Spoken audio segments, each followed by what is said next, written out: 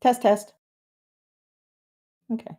Hi, everyone. I don't have a weird intro this week. I hope that's okay. I'm Spike. I'm Kel. I have Rent on the brain. He hasn't seen Rent! I watched Rent with a bunch of friends yesterday. Which is like going to church if you're a theater kid. Amanda. Oh, I didn't know y'all were talking about other stuff. I'm Amanda. I had my first day at my day job, and I'm tired. Oh, what's your day job, Amanda? I'm not telling y'all. Well, you could say, like, is it retail? It's secret. It's retail, yeah. I'm basically okay. I'm basically just a retail associate. I'm just stocking shelves. Hi, Alan. Thank you for coming. So, y'all heard my Rent rant. People are wrong about Rent. How are people by the wrong way, about also Rent I will again? draw. I'm just real tired, so I'm slow. I'll get there. I hear you eventually. munching over there. I'm I eating assume you'll. Pringles. Yeah, that's fine. You're allowed. You're allowed Pringles. But yeah. You were saying about Rent, Kel. So we on a previous episode we had talked about how people are wrong about Rent for various reasons. Mm-hmm. One of which is people are annoyed that the main character Mark quits a steady camera job in his field in order to make his navel-gazy only slightly better than home movies movie about him and his friends. I was defending about it like, yeah, so who cares? Let him make his bad art. Like, that's way not as bad as his scummy ex-friend who's now a landlord that wants to destroy a tent city. What I forgot about is there's a line that's cut from the movie that shows you exactly the type of cameraman job that he quit.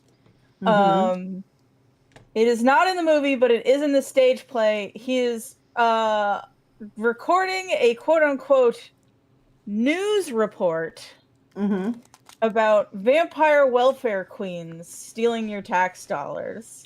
So he is quitting, basically working for Fox News. Yeah. So that infinitely is like, no, he should quit. Like, that's like, why did he take that job to begin with? Like, well, capitalism makes us do things. I know capitalism is why, like, he needed money. But it's more like that is a job that was going to destroy his soul if he did it for longer than a month. Hey, Kel, just so you know, we might be sort of entering a period where people might need to have Rent explained to them. They might not just be ambient knowledge anymore. It's not like Hamilton, you know? I know as much about Rent as I know about Hamilton. Yeah. Which is not a lot. Yeah. Well, no, I guess it is a fair bit because Kel said a lot of things. What I know about Rent, I've learned mostly from Kel and from summaries on the news, which is a modern New York playwright looked at Les Miserables and went, And not Les Mis, he looked at La Boheme and then he replaced tuberculosis with AIDS. Yeah, so it's all about artsy fartsies, living the artsy fartsy life, and people who aren't necessarily artsy fartsy also sort of circling on the edges, fucking up the artsy fartsiness. And the guy who made Rent, if I'm not mistaken, like either very soon after it first opened or before it opened, he had one of those freak John Ritter dissected aortic aneurysm deaths and like dropped dead. Yeah, basically. So that's kind of part of the mythos of Rent. Like the person. A misconception, a lie that is frequently spread is that the creator died of AIDS, which he did not. No. He died of a weird freak. Yeah, like he probably had that malformation his entire life or something. And it just blew one day. You know, him dying that young actually makes his other musical Tick Tick Boom more interesting. Yeah, Tick Tick Boom is all about him panicking that he hasn't done anything with his life and he's just turned 30. And then he died at like 35. So Yeah. he was correct in that he did not have much time left. I have that feeling all the fucking time, dude. Like, But when you have that feeling, you don't then die of a freak brain thing. Like, hopefully so not. No, hopefully not. No. But I definitely have that feeling. Like, the big thing that's been bothering me I'm lately, eating like, a popsicle now. you're allowed. The thing that bothers me lately is I have a lot of long format comics in my brain, and I have yet to actually finish one of them. And I decided a while ago, it's like, no, just pick one and just do it. And just like, for even if you only do one fucking comic, you know, your entire goddamn life. And I'm not saying like, it's not like I'm sitting here eating bonbons and watching my stories. You know, my life is incredibly busy, which is why this shit takes so long. But even if I just draw only on Thursdays, you know, I'll eventually finish something. And I want to finish something, which is why I've gone back to Placata recently. Hey, Spike. Hey, Amanda. Oh wait, no, Kel was talking. What? No, Amanda, you do your thing. No, it's not important. What were you saying, Kel? I was just going to talk about musicals some more, so that's why I was like, you can just. Oh, okay. I was gonna just take this opportunity to ask Spike if she saw the models I sent her. Yes, I did. I need to comment on them. They're so fucking good. I can't believe you put that much effort in. That's crazy. Well, it's not that much effort. It's not like. It's just. So Spike wants to reduce the Iron Circus like warehouse / office into like a more usable space. So I took measures of the office, and recreated it in a program called Sweet Home 3D, which is basically like an interior design program that I already had that I used for comics. It was not. The hard part was just taking the measurements. The easy thing was like making. It's basically like making a Sims 1 house. Yeah, I saw. I just wanted to make sure you saw. Yeah, and I definitely want to get that taken care of, get stuff ordered, furniture ordered and everything. Ordered? Before... No, we're going to go to Salvation Army. No, we're going to order furniture. We're going to go for Habitat of Humanity. No, we're going to order furniture. What? No. We have a bunch of furniture we got from a... We have a bunch of furniture that we got for cheap already from a moving sale. I don't know if you saw that while you were there. Yeah, I know. Yeah, so... I assembled some of it. Oh, good. Okay. So, yeah. I'm just saying, we should go to Habitat for Humanity. But yeah. The Iron Circus offices are very cram-packed with I'm sure y'all can imagine, boxes and packing supplies and computers and desks and the snack area with the fridge and the snacks and what used like to be random monitors. Yeah, random monitors, because we bought a bunch of monitors from the moving sale. But they're just sitting on like boxes of books. Yeah, that's because we got a random tower at home, and we need to set that up because our computers are going on 11 years old, so they're starting to hiccup a little bit. We have Miss Ellesmere saying, I'm turning 35 next year, so I'm not going to watch that one. No, you see, by turning 35, you've beat him. So, God, it's not a contest. I'm just saying, you lived longer than him. I want to show everybody something that fun. Is not a comfort to the to the death anxious. Yeah, I want to show everybody something fun real quick. Let me just turn off the sketch layer here. So this is panel 2, and I've had like 3 pages that are only 2 panels, but you know, shut the fuck up. I like big panels. And there's like, you know, panel 2. And whenever I am doing a page like this and there's like 3 or more people in the panel, I always mentally refer to it as Grand Central Station, because you have like so many people to take care of and make sure that they look good and are reacting appropriately to every other person in the scene. And so it's busy. It's busy like Grand Central Station. And you know what has made doing Grand Central Station shit way easier? Models. So these are the models that I... Yeah. Do you have the newest Clip Studio? I do not. This is version 1. Yeah. Okay. But because the newer one has fancier models. Oh yeah, I know. Also a weird payment model. Yeah. No, they dropped that. Oh, they did? Yeah, you can Yeah. now buy it all in one if you want, or rent it if you want. It's basically if you subscribe, you get updates after a certain point. So, Yeah. but that's what I'm talking like if about. you buy it, you get That's what I'm talking about. That shit, I don't like that. Well, no, so but you can just buy it and they'll still do updates for I think 2 years. Yeah. And Yeah. But these are the models. They're fine. They're not fancy models, but the thing is I'm not tracing them, so it's good enough. And I should note here, let's see if I can't get this to show if I pull it way over. I have body types up here.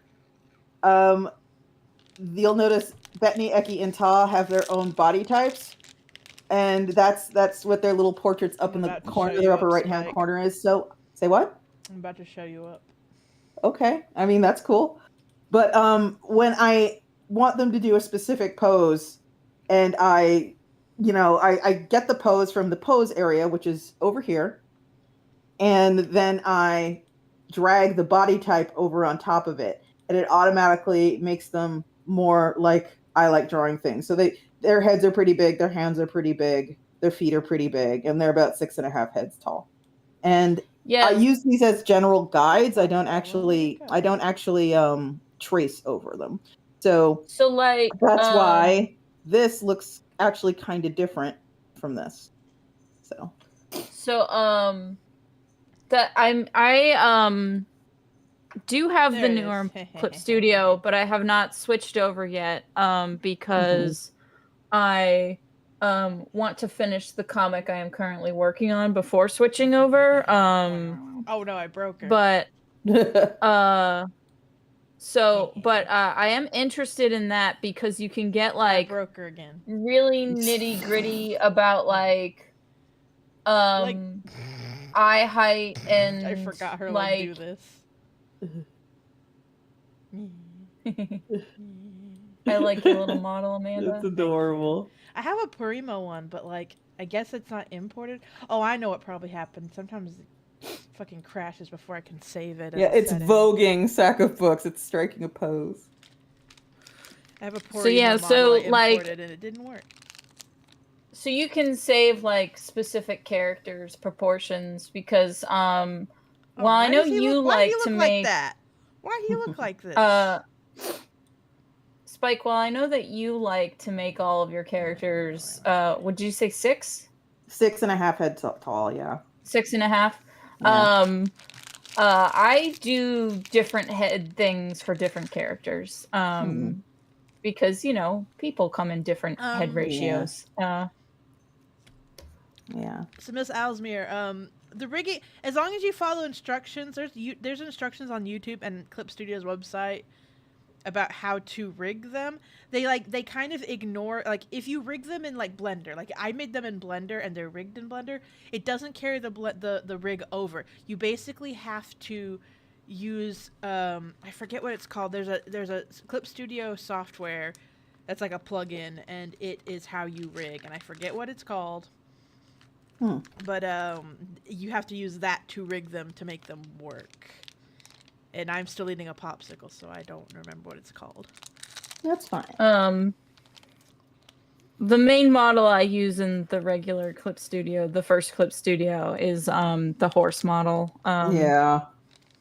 I hate horses so much. Yeah, I have a ton of 3D stuff I've downloaded. Not just like I do a lot of poses. I download a lot of poses just as a a shortcut. I have a whole lot of slob squat poses for these guys because they slob squat a lot because they don't live in a particularly chair-rich environment. So yeah. What I used to do, and I'd like to get back to doing, so before the pandemic, I would thumbnail the whole comic beforehand. And then I would bribe friends with pizza to do the poses I put in my thumbnails. And And I liked that better than models simply because if you tell 5 people to do the same pose, they're gonna hold their weight slightly differently. So seeing that helps. And also, like, since models don't have muscles or gravity, Yeah. they're not gonna Yeah. feel the weight as much. So I liked doing that more so than using a particular model.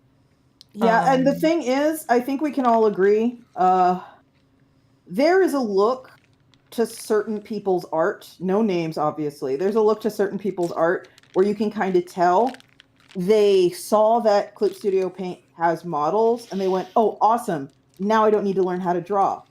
And they just kind of trace the models exactly, and it ends up looking really, really stiff and like unnatural. And it just has that I drew this exactly over a Clip Studio Paint model look to it. Yeah, there's a thing where like even like tracing. I'm tired. Even tracing is one of those things where it's like it can the assuming you're doing it in a non steely way. If you actually like own what you're tracing. Even tracing can like it still takes actual skill to make it look good. Yeah, it does. And like, you have to understand that, the bicep is going to be flexed if the arm is in a certain position, but it's not going to show on a stiff model. And so if you try and reproduce it exactly as you see it on the model, it's not going to look right. So you do still need to go in with a basic knowledge set if you want to use. Well, it isn't even just that, but it's also like rendering too. Like rendering is like where the magic happens. Yeah, for sure. There's also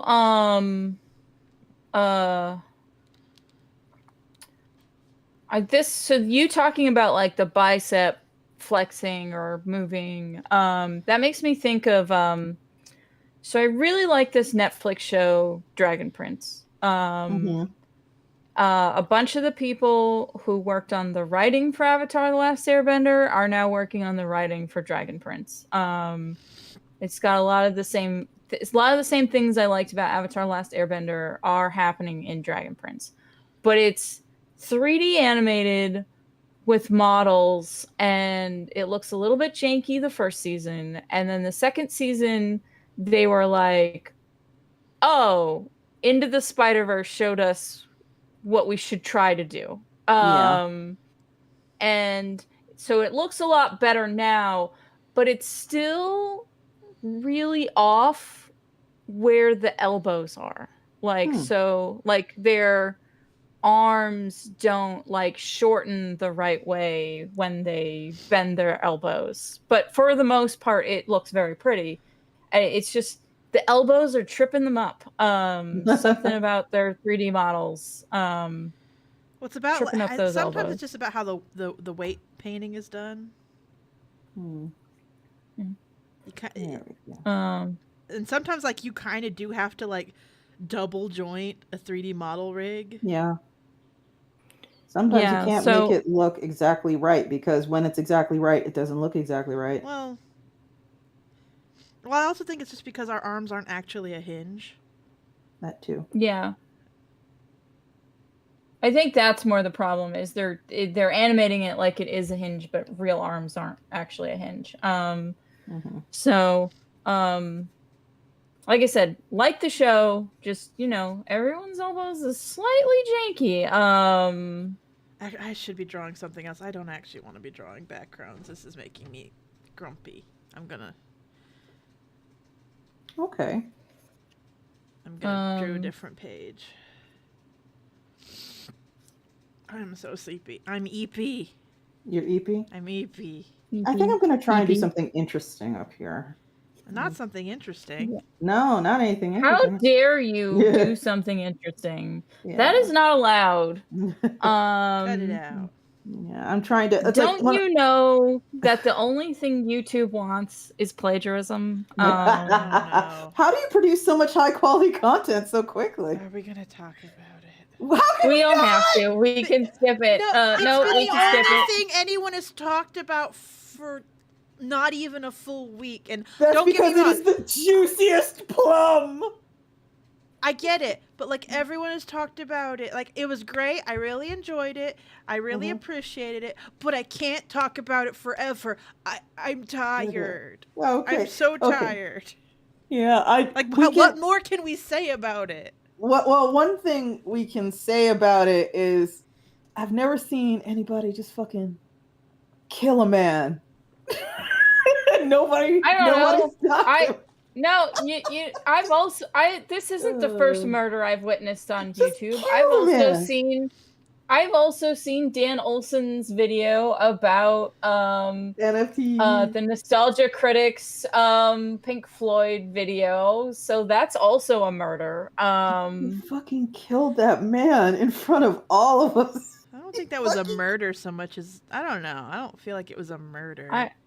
Like real talk. Here's the thing. Like, yeah, I think it's less of a murder and more of a all the flaws are laid bare before God. Yeah, it's like, well, the thing is, it's the thing that went down is for the Nostalgia Critic and his hatred of the wall, and Dan Olson being all like, really about the Nostalgia Critic. It's like that was a takedown, but it didn't blast the Nostalgia Critic off the face of the internet. Yeah, that man was not murdered. Yeah, that man was not murdered, no. But, like, I've never seen anyone, like, he started a fight and finished it in the same video. That was a one-punch knockout. That was a Mike Tyson video Harry uploaded. It's not often you see that. Lily is correct. The playlist of other people's videos is very good. I've been watching a lot of those. I did really like I'm glad that he dropped. Yeah, I really liked Alexander Avila's a TikTok gave me autism video. H-bomb is correct. That is a good video. Yeah. And I like Khadijah and Bole's stuff in general. I've been subscribed to her for a minute, so I'm glad that he named dropped Khadijah because I like her. Related to that, I watched something new this week, and I'm mad at everybody who had been recommending it to years and didn't warn me about the T slur. What'd you watch? I finally sat down and watched Oran Host Club. Oh, you know why people didn't warn you about that, Amanda, is because they probably last saw it 15 years ago. Yeah. People have been recommending it to me for years, and I was really enjoying it. And then I got to like the certain scenes, and I was just like, the subtitles like knocked me out of my chair, and I was like, wait, what the fuck? Yeah. Well, again, Amanda, just because they last saw it 15 years ago doesn't mean they stopped recommending it. Like, I know. I'm just more like, how dare you all not give me some fucking warning? I was enjoying myself, having a good time, then I got smacked. They forgot because it was 15 years ago that they last watched it. Yeah. It's like, goddamn. And they also probably didn't warn you about the super rapey episode. I haven't gotten there yet. No. Oh God. Yeah, I remember. No. I can kind of relate to this because for a while there, I was recommending One Punch Man to anyone who would listen because I thought it was really funny and cool. And then it got to the episode about like the predatory rapist gay guy, and I was like, okay, and that's the last time I ever recommend One Punch Man to anybody. So, Lily, Oron Host Club, I think is good. The T slur being in it, is I think that might be like a weird thing about translation. Because they didn't know how to translate what the main character's dad gets called. But yeah, there is that one episode that is really, really rapey, and it's like that's I was having a good time. You know how seldom Yeah, I finally sit down and like watch a thing that has been on my list forever. I finally did it, and I've been burned, and now I refuse to watch anything ever again. The end. Yeah. I rewatched it like a few years ago, and I did remember the T slur was in it, but I had forgotten about the rapey episode and went, holy shit. Yeah. Why can't I have a nice thing? I was like sitting there like, oh, this is really funny. Oh, I'm enjoying this. Oh, this is fun. The animation really holds up. Wow. Oh no. No. Just Yeah. I am all right, so last night, part of the reason that so much of the and next then there was a page scene where like the freaking girls, the chicks from the all girl school who do that like review club, like do a little Hail Hitler. They were like, join our lesbian club. Yeah, it was really weird. I was like, oh, that's fucking weird. What are you trying to say? Yeah, my internet went out for 6 hours last night, and I got super annoyed, which is why so much of this page is done. I basically put on an audiobook and drew because I couldn't do anything else, but I also couldn't go to sleep because I'd slept for part of the day, assuming I just worked through the night, and now I couldn't because I didn't have internet. And I decided I was going to put on a golden oldie that I got on Audible during like a great big sale, The Running Man, Stephen King's The Running Man, which, in case you don't know, is as different from the Schwarzenegger film as you can possibly get in like every imaginable way.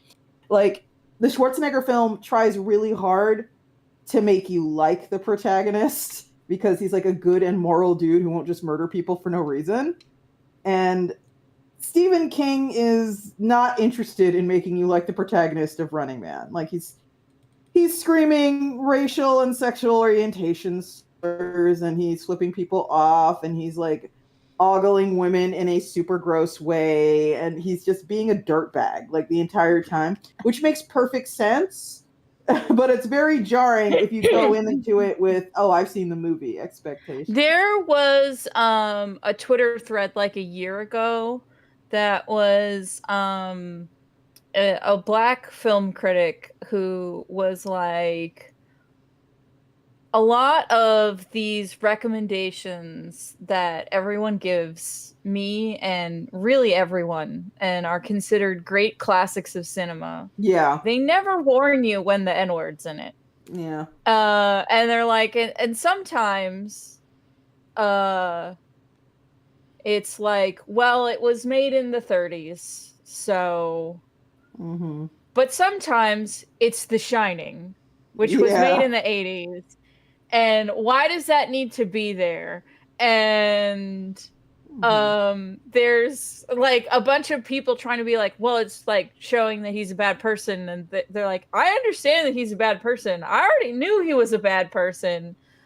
I didn't need him to say the N-word to get there. And just sort of talking about like how sometimes, while it is understandable why slur is there, but why, like, doesn't really justify its use.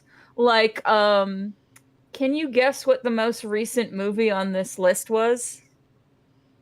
No. Shaun of the Dead.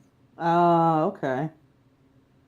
Because there is a part where Nick Frost's character drives up to save everyone, and he's like a clueless slacker type. And when he opens his car door or he gets out and he says, "What's up, my N-words?" And it's supposed to be, haha, he's the clueless, dumb white guy who is talking to other white people.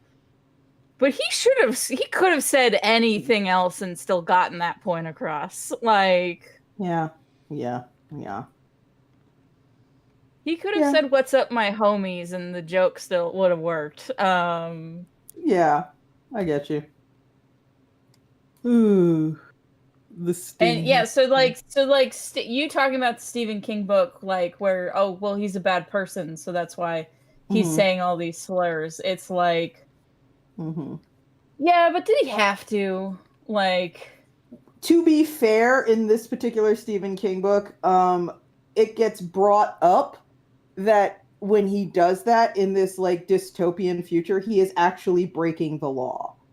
So it wouldn't have been So brought it up is at anyway. least a plot point. So Yeah, when he is fucking F-bombing and N-bombing people, he is actually breaking the law in the future. So Miss Alsmer, I did not remember him saying the N-word in Shaun of the Dead, but I'd also not seen it since my freshman year of college. And when I looked into it to find the scene where he says it, apparently it was censored in American theaters.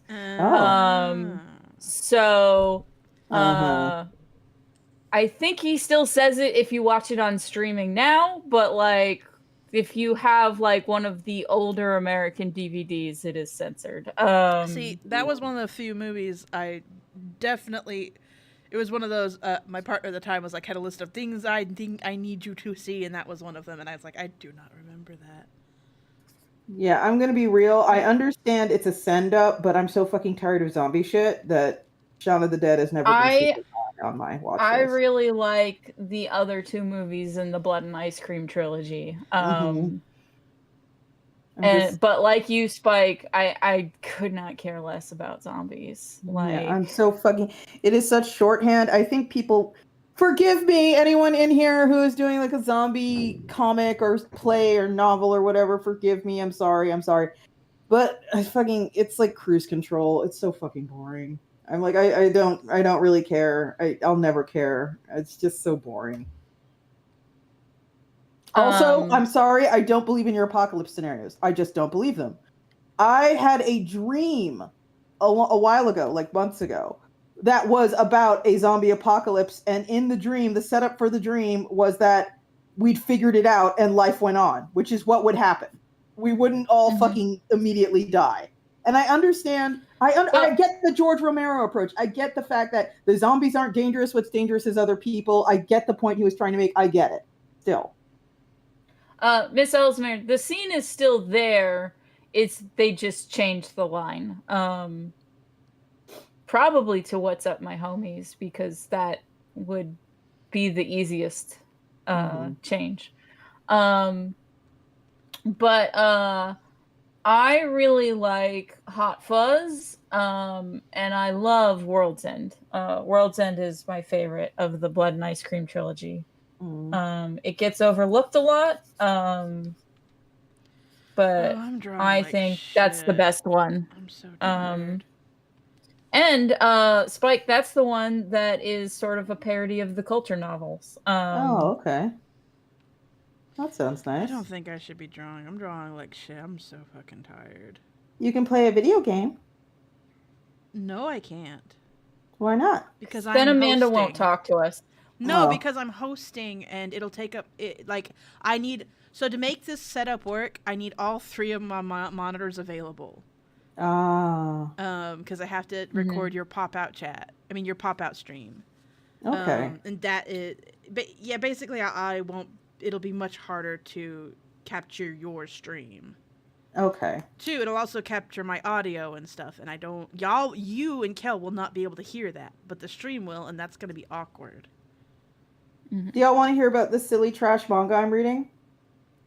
Yeah, sure. Yeah, the manga I'm reading instead of the good manga that you guys keep recommending.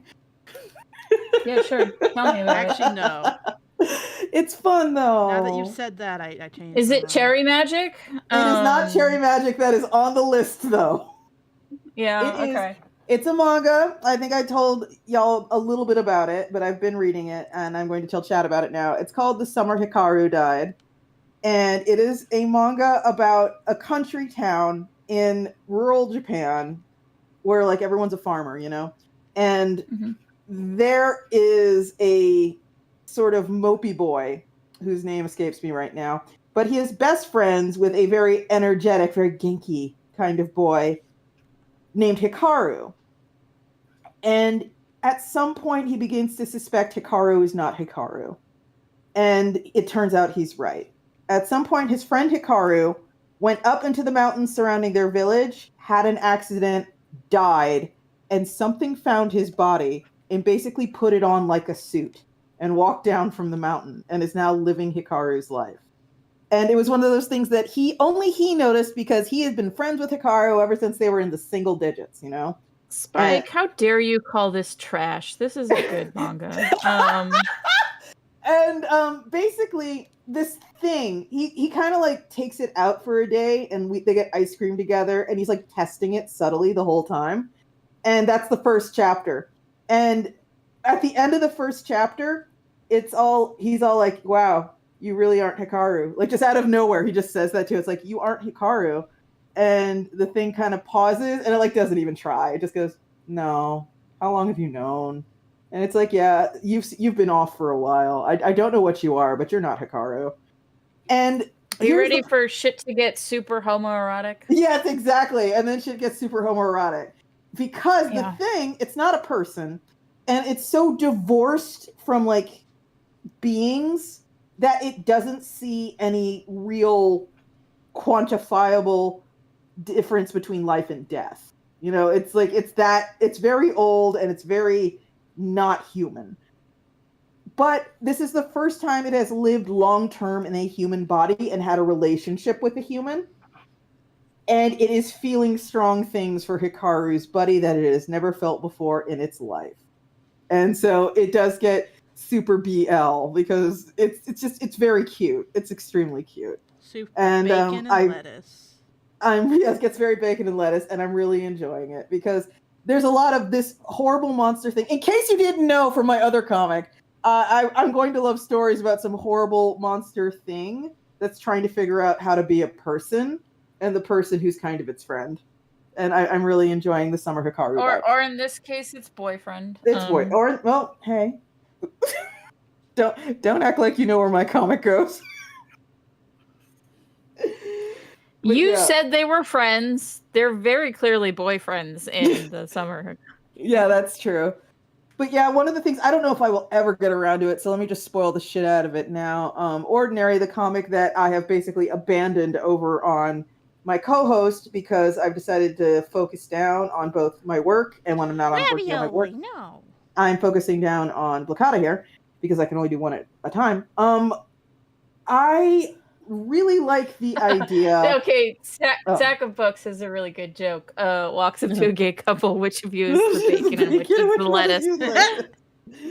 Yeah, but one of the things that was going to eventually progress in that story isn't that the alien horrible void creature is going to fall in love with the person is going to fall in love with the alien void creature. And that was sort of like, I've had a comic in mind for a long time where they are basically just sitting on a couch together watching a old movie, like a Buster Keaton movie, because the human is like a movie buff and is basically trying to force his tastes on this alien being so he has someone to talk to about them. And he wants to groom him. He's grooming him into liking old movies. I'm going to stop drawing because I am so tired. Okay. I'm going to full screen Spikes. Sounds good. Let me take a sip of my... Give me a second so I can... Take a sip of my sparkling water here. I'm just so tired. I can't concentrate. And like, it's like, I have never regretted drawing my gay rat, but like, I was sitting there going, I don't want to draw this gay rat. That's fine. That's fine. But yeah, I wore the wrong shoes to work. Oh, but I've had this idea in my head for a comic for Ordinary for a long time, where the guy and the void creature are sitting on the couch watching a Buster Keaton movie, and basically the human floats the idea of, so like, I know we call you he, but how do you feel about being called she instead? And that's the closest he gets to a Japanese-style love confession, because he's such a fuck-up and weirdo. You know, he can't actually, talk about his feelings or anything. But he does know, because we live in, a homophobic society, that he is having feelings about the void creature, and he'd be more at peace with himself if he could call the void creature she. He should show the void creature Rope and ask him how he feels about the murderers and their relationship. What the fuck? Have you seen Rope? No, I haven't. Oh, so Rope is an Alfred Hitchcock movie about Oh two... no, this is the Leopold Loeb one. Yes, I have seen it. Yeah. Mhm. So they murder a guy, and it's super homoerotic. Yeah. And the way to get the gay stuff in the movie is Alfred Hitchcock made it all look like one shot. Mm-hmm. So they can't cut anything because then you ruin the artistic effect of the movie. Yeah. So it can be super horny and homoerotic all over that murder scene. But yeah, Ordinary, I don't know if I'm ever. No, that's not true. I am going to get back to it eventually. I'm definitely going to get back to it eventually. But yeah, that is actually one of those "ha gotcha, bitch" love stories that I like doing. So they're gonna. I don't know if the Void Creature is going to return his affections. I kind of need to like actually sit down and do the comic and see where it goes because the Void Creature doesn't feel anything. So I have to decide there. But it's something I definitely want to do at some point. Oh. Why won't it let me select things? Uh-oh, you having problems? Yes. I'm sorry. I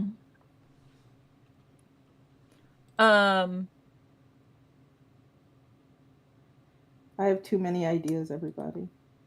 Yeah, I do too. I have a lot of ideas. And I gotta do them. I gotta actually fucking sit down and do them. So I'm glad that we have these things every Thursday night now, so I can at least do Well, not something. next Thursday. Not with me. I'll be here. It'll just be me and Spike. Yes. Which means Spike needs to learn how to stream. We'll talk about RimWorld the whole time. Yeah, they just released the werewolf mod. The one you were super excited about last week.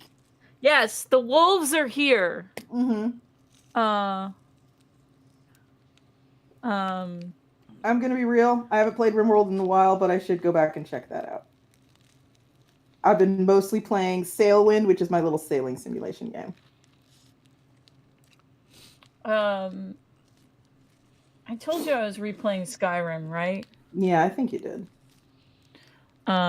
Where how much of Skyrim can I do without waking the dragons? Yeah. And the answer is most of it. Turns out the dragons are completely optional to Skyrim, which is funny because dragons were the main selling point when it came out. Yeah. Fellas, as a kid, a murderer guy together. Extremely. You might as well be. It's like murders are basically Fire Island weddings. It's the gayest thing you can do. I could be watching the Game Awards right now. Oh, stop it.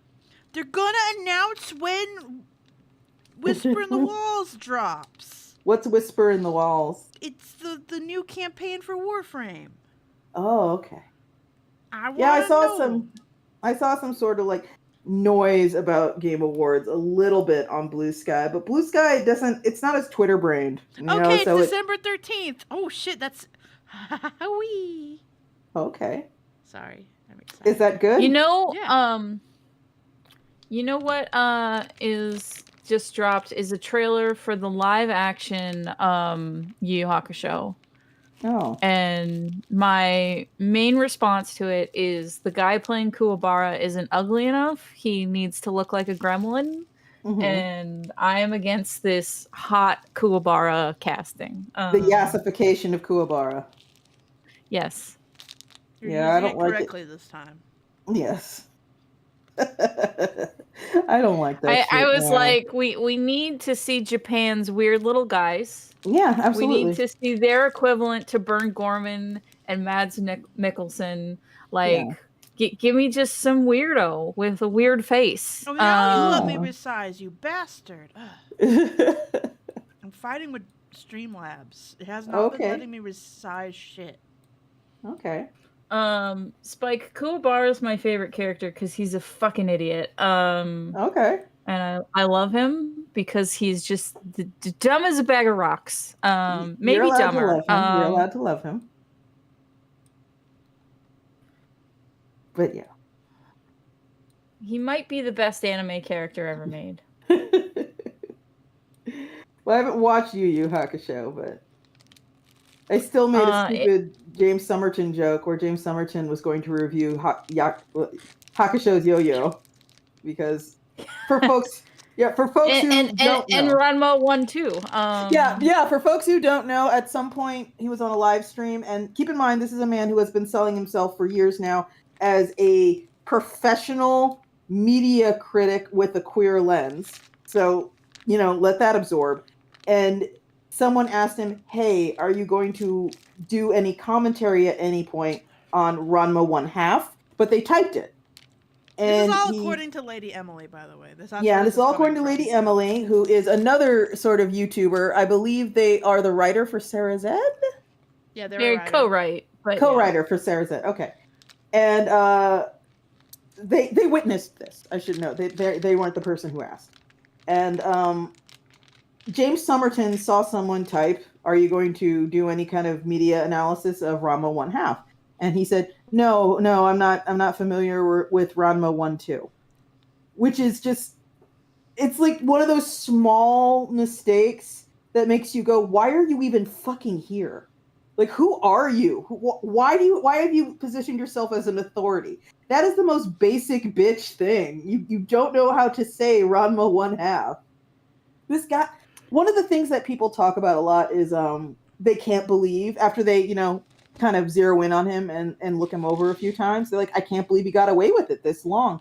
But the thing is, his audience was very largely made up of, how to say this, very unsophisticated children, children. Children really is the answer. Young people, very unsophisticated young people. I mentioned it multiple. Don't even say unsophisticated. They're just children. They're teenagers. Like, yeah. Here's the thing. Yeah. I don't, even if a 16-year-old really likes film, I'm not gonna assume they've seen Kurosawa movies. Yeah, that's true. They're 16. They haven't experienced the world yet. I mentioned it, I do not want to beat this subject into the ground, but I mentioned it multiple times. I had never seen a Somerton video. I kind of went to watch one once, I think ages ago, when I think Kel recommended something.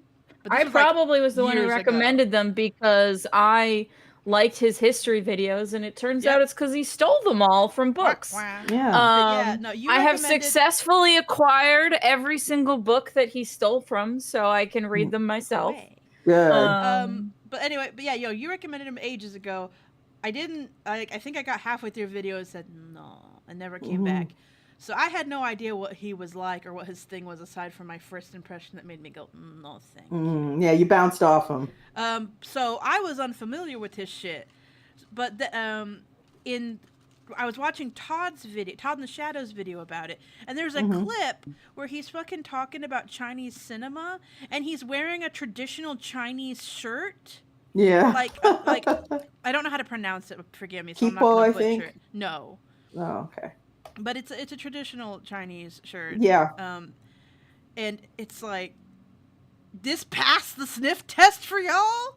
Even before all the other shit dropped, before you knew he was lying and stealing, this was cool? Yeah. Okay. Side-eye, everybody. Yeah, the thing is, when I say that, he got away with it for so long, I should note here, there are people who fucking keyed in on him very quickly. But the thing is, they got what I refer to as the flying monkey treatment. Oh. Yeah, they got, basically, he would go and he would post things on his Patreon or whatever, and he would be all like, oh, it's so difficult for me right now because certain people are just he was just bullshitting. He was just doing shit. It's also, all right, finish your thing, Spike. And the kids who listened to him and read his YouTube community posts and his Patreon updates were like, oh my god, homophobia, and they would fucking destroy whoever dared to point out he was that was really funny. An incredibly brazen plagiarism. So there are people who literally got shouted down a while ago who knew something was not cool with this guy.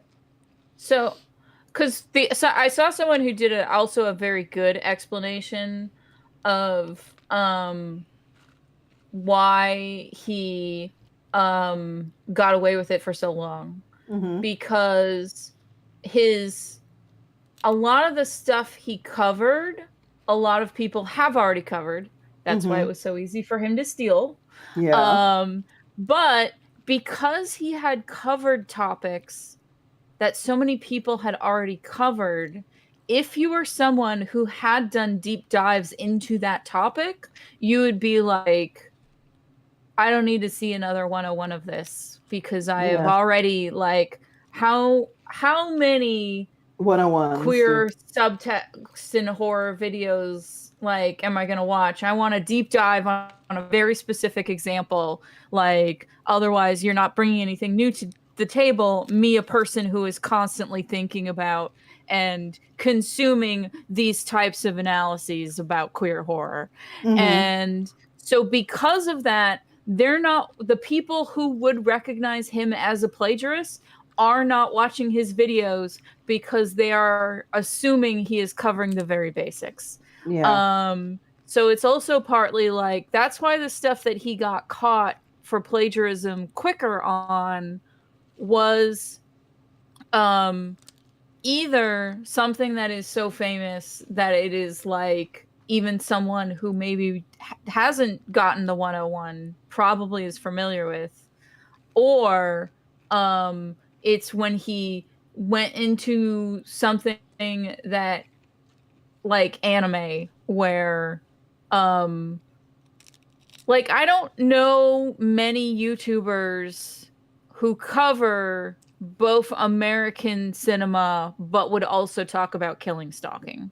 Mm-hmm. So like he got caught for people hated him for stuff he said in the killing stalking video very loudly and publicly before people caught on to his plagiarism. Because a few times that I did recommend his stuff like the history of gay porn videos, people would be like, "Oh, I hate that guy because of his killing stalking video."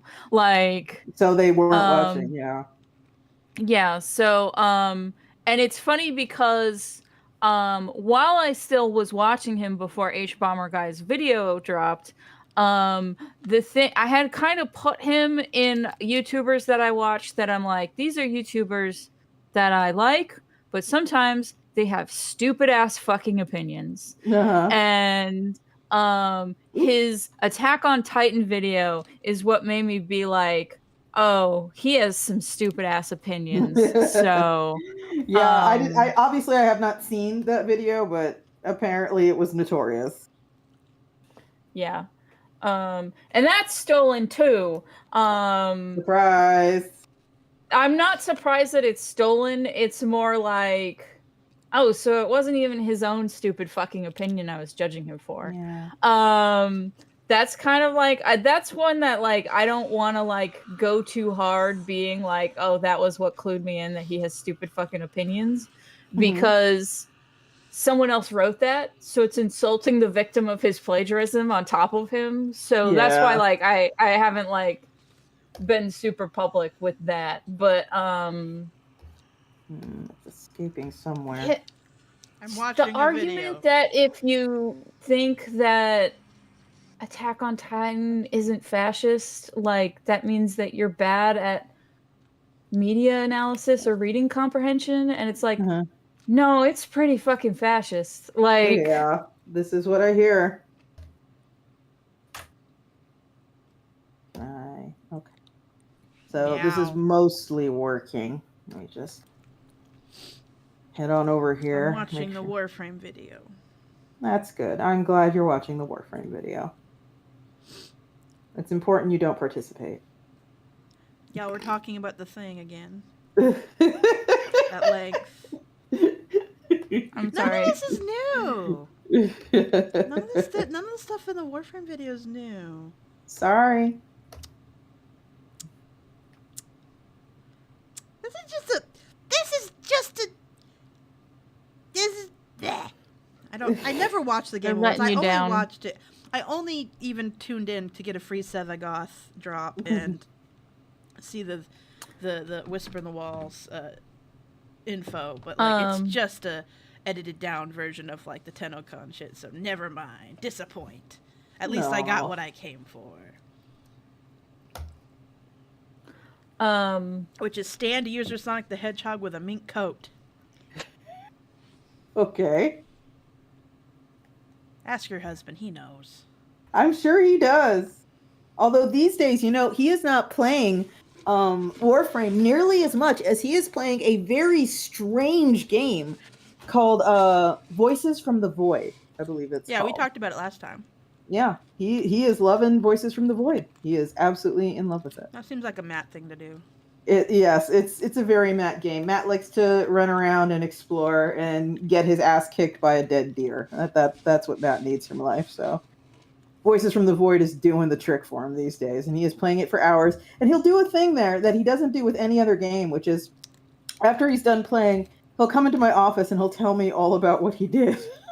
Like a kid coming home from school, and I ask, like, what'd you learn today? He'll come in and he'll just sit down. He'll be all like, so there's this cat robot. It's just very sweet because the game is, for folks who don't know, it's very weird and it's very nonlinear, and no two people seem to have the exact same experience. So it's like he's watching multiple streamers play this and he's playing it himself, and he is seeing and doing things these people aren't, and they are seeing and doing things he can't figure out how they're seeing and finding. Nothing cracks me up more than the fact, and I think I mentioned this last time, but it bears repeating. Nothing cracks me up more than how this game and another one that's similar, I think Signal or something, different ones. Yeah. But yeah, this game and another one like it are Vinesauce Joel's exact phobia, it seems. And there's nothing fucking funnier than watching him like have little baby panics about it, because it's just like I don't everyone else is just like, ooh, that's interesting. He's like, no. It's like, why is this your thing, buddy? Why does this get you in knots? He hates aliens. It's his whole thing, and he's like, no. I just love it. I just love, like, this was a nightmare constructed just for him. It's so fascinating to see streamers with games that are made just for them.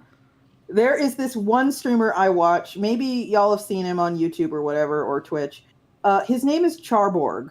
That's how you pronounce it. I watch the shit out of Charborg. Yeah, Charborg has multiple people making him special little care packages just for him in game form. And let me try and explain the one I like best. The one I like best, I don't even know how it qualifies as a game. Is it the Long Drive? It is not, no. Okay, that's my favorite. The one that I like best is basically, imagine a courtroom, and both the prosecutor and the defense attorney both have fish for heads, okay? And there is a jury box that is a giant aquarium where the fish are divided into two big bait balls, and one bait ball is labeled guilty and one bait ball is labeled innocent. And the attorneys are assigned to people in the chat. So a person who is there becomes one of the lawyers. And they basically have trials where the person who just showed up to watch a stream, suddenly they're the prosecutor, and they have to convince the jury, which is also made up of people who are watching the stream, of their argument. It is so bizarre. It is so bizarre. I really like the Long Drive one because they have the camera affixed in the back seat, not first person. It's affixed in the back seat, and they role play as if that is the chat. The chat is his child. Yeah, just on the drive. And the chat has to, basically, the most popular words used in chat are what's communicated to him, and it's extremely funny. Yeah, because he talks to them like he is on a road trip with his child, and he's like, "Do you want McDonald's?" Look, I found you a toy, guys. Look. Oh, that's great. Do you like it? And sometimes they'll just start counting, and it just really irritates him because they'll just be like 24, 25, 26, 27. He's like, I will turn this around. And they'll be like, Daddy. He's like, don't say that. Really fucking great. Charborg is great. And the little love letters people write to streamers in game form are great in general. It's so fun. Yeah. But yeah. I don't know if this is working, but I'm going to keep giving it a try. I want this effect to work. I think it's working. What are the white lines meant to be at the next to the hand at the chest area? Yeah, I'm just trying to establish the forms with backlighting, and I'm cheating a little. Yeah, what is that form? On the previous page, Never mind. it is a newspaper. See, he is reaching for the newspaper. Yeah. So that's the first thing you see, and then you flip the page to this, and I guess. that's I just asked because it doesn't read like the newspaper. yeah. I think honestly, because it's not crinkly. Yeah, I think maybe if I just get rid of it. I think it's a little better, but if you want to do like a hint of the crinkle, I think that might work.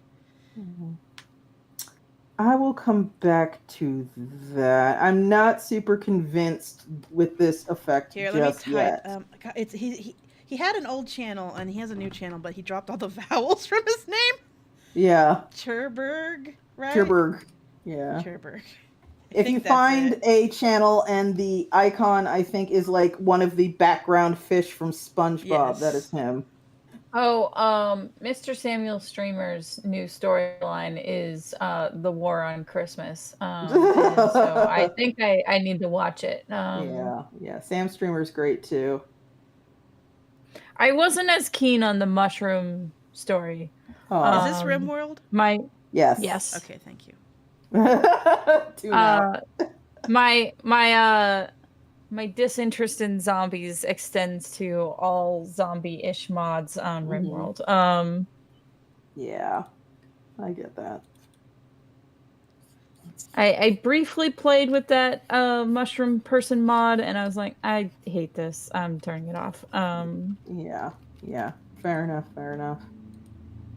Maybe if I take out the shadow. I watched a cool YouTube that is called the Incel to Trans Pipeline. I've heard of cool YouTube in Legend. It's a myth. I don't know how to pronounce their username, but they made a very interesting video about how so you get these guys that are incels, and rather than the usual incel red pill and then black pill path, they're like, I'll never become a Chad and succeed as a man, so I will become a woman because clearly women's lives are easier. Wow. Okay. And then they transition and they're happier, and it's like, I think maybe the reason you are unhappy is because you were trans and did not realize it. Entirely possible. But the problem is that because they have spent so long in the incel community, which is like, I will measure the angle of my eyebrows to explain why I'm not a Chad. They're now like, I'll measure the angle of my eyebrows to explain why I'm not passing. So while they are happier, they are still like miserable. Holding themselves to ridiculous standards. Yeah, and like they've been brain poisoned by 4chan. And so this YouTuber was basically going over this sort of phenomenon and like reading a bunch of like testimonials from these folks. And it was like fascinating. I'm glad that they're happier as women, all of them. I hope that they can. I hope they can depoison their brain. It'll take a while. Yeah. God, all that shit is just borderlines on like phrenology. It's like fucking stop. Yeah. Stop it. Quit it. Yeah. Stop. Yeah. Yeah. But it was a very interesting video, which I was completely unaware of because I don't talk to or look into incels or 4chan. Yeah. But I mean, linked once you've seen the first sort of round of angry young man shit, you kind of seen it all. On a more lighthearted note, do y'all follow Mandalore Gaming? I do. Did you see the Cabela's Hunt video? No, I didn't, and I do want to see it. It is a fucking unhinged game. I love Mandalore I will not Gaming. even spoil it. Watch it. It's good. I love his little videos. I love his little avatar that is a knight with these like cartoon bulging eyeballs behind his visor. I love that. But yeah, no, the Cabela's Hunt one is just so fucking... Because you know what Cabela's is, right? Yeah, it's like a sporting goods hunting supply store. You are not ready for what Yeah. it is in this video. It's so It's good. stupid. So unhinged. Yeah, I've been watching another sort of indie game. I've been watching Let's Plays of an indie game that's been making the rounds. It's like Where's Waldo? I forget what it's called though. Shit, damn it. But yeah, basically you're Where's Waldoing this guy. You're finding him in crowds, and then eventually it gets to this point where he's like, "Are you following me?" And you find him again. He goes, "Please leave me alone. I don't know you." And then you find him again. That's he's like, not my purse. "Yeah, help me, stalker, help me, somebody please help me." And it gets more intense as it goes, and I won't ruin it, but it's interesting. It's by the same person who made that game that is a zombie game, but it's about working retail. Night of the Consumer, I believe it's called. So yeah. By the way, speaking of indie games, I had my preconceived notions shattered recently, and I don't think I will ever recover. I will never be happy again. Mm-hmm. If you play or watch people play indie games, you've probably heard of a guy named M. Dickey. And Yeah, he makes a wrestling game, a school game, just a lot of very strange... A Jesus game. Yeah. He makes a Jesus game. He makes just a A lot really of weird Jesus game. His Jesus, I forget what it's called, but it's one of those games where like you either play through it or you watch someone play through it, and you're quietly like, I don't know his stance on Christianity. Like I genuinely don't know. I can't tell if like he is making fun of it or he's reverent. It's just that level of like, it lacks is this clarity. respect? Like, is this? What is this? Explain, please. I'm so confused. Like, are you honoring these stories, or are you shit posting? Yeah, is this like, a shit post? Yeah, help! You tell. have to tell me. Yeah, it's entrapment if you don't tell me. If you're a cop, if you're a cop, you have to tell me this is entrapment. Yeah, but I saw a photo of M. Dickey recently, and he is disappointingly normal. They usually are. I'm so disappointed. I thought he was gonna look like a little more Unabomber at least. But no, Spike! He's a totally normal looking dude, and I'm so let down. Spike. Oh, that's so mean. He's a person. Stop that. What? These are clearly the games made by a fucking madman.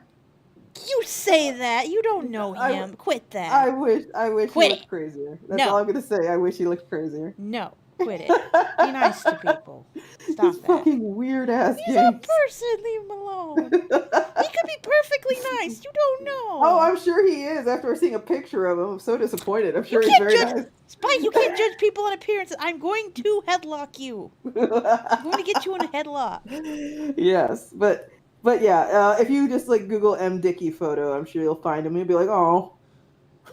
I don't care. I don't genuinely have the urge to know what he looks like. It's not information. I think my I brain didn't go values. looking for him, but I just found a photo of him, and I was like, Well, no, you're sad. saying we could. I'm just saying I don't. Yeah. It's not information that would enrich my life. I don't think. It One really way won't. or the It other. really won't. It really won't.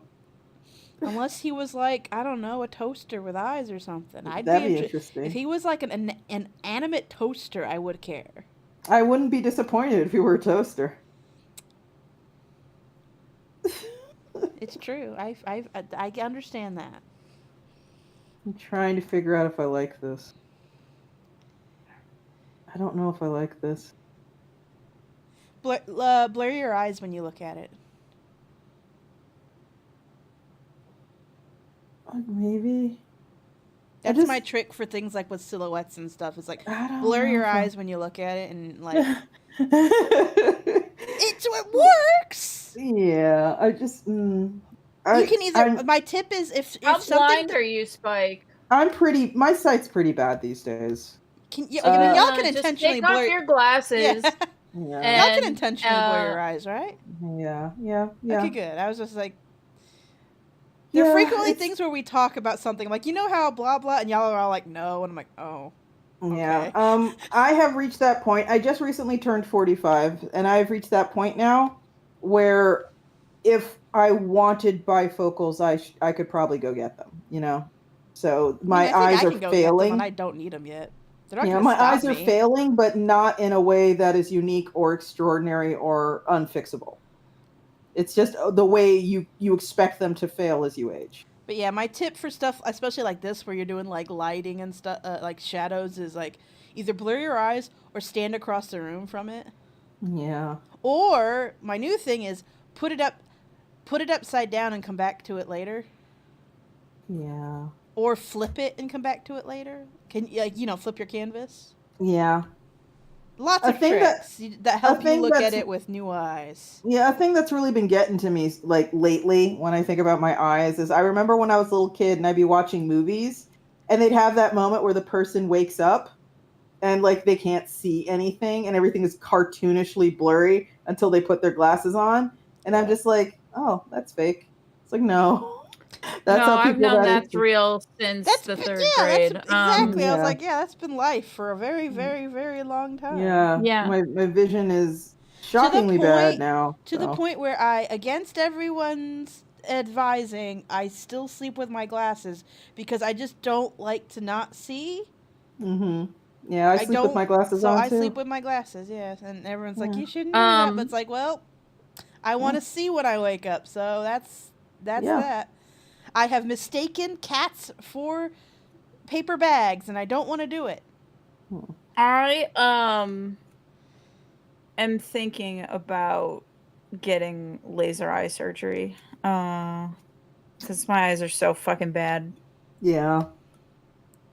But I have to make sure my eyes are stable for at least a year. That's one of the requirements before you can get it, because they're like, if your eyes are going to get bad right after you get it, you just wasted a shit ton of money. Yeah, it's probably why I don't think it's worth it getting it for me, because every time now I go to the optometrist, granted I only go every couple of years, but every time I go now it's all like, your prescription's getting stronger, not in a way that causes alarm, but it's definitely getting stronger.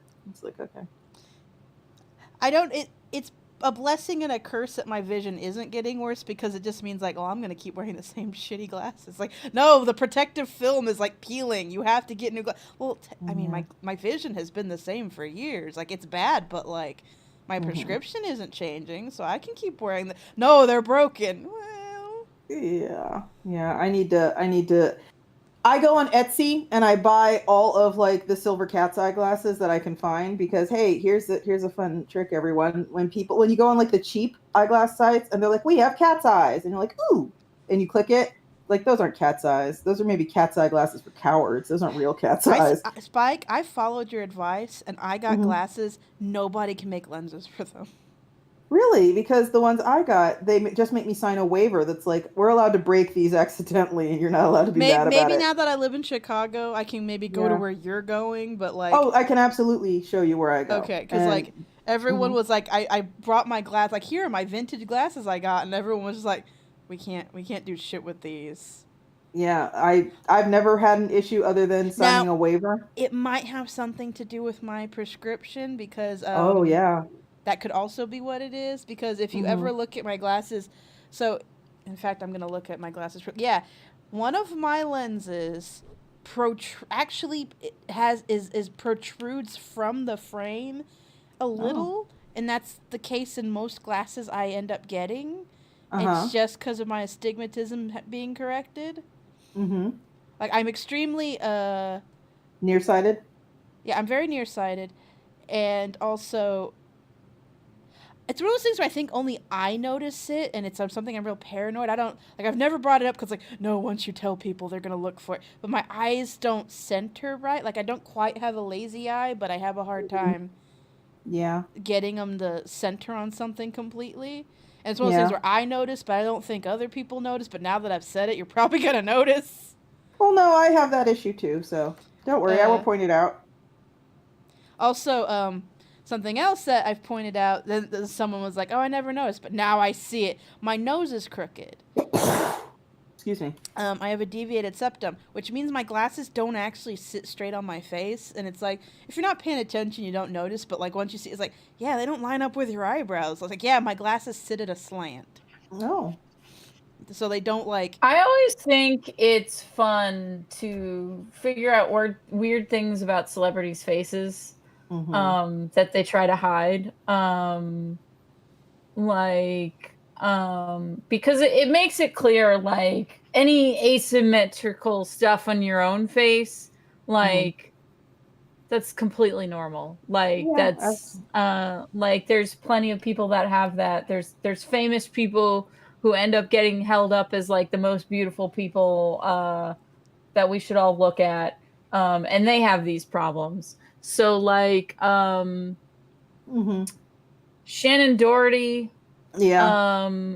her one eye is a lot higher than the other, and the way she tricks people into not noticing is she always tilts her head in publicity photos.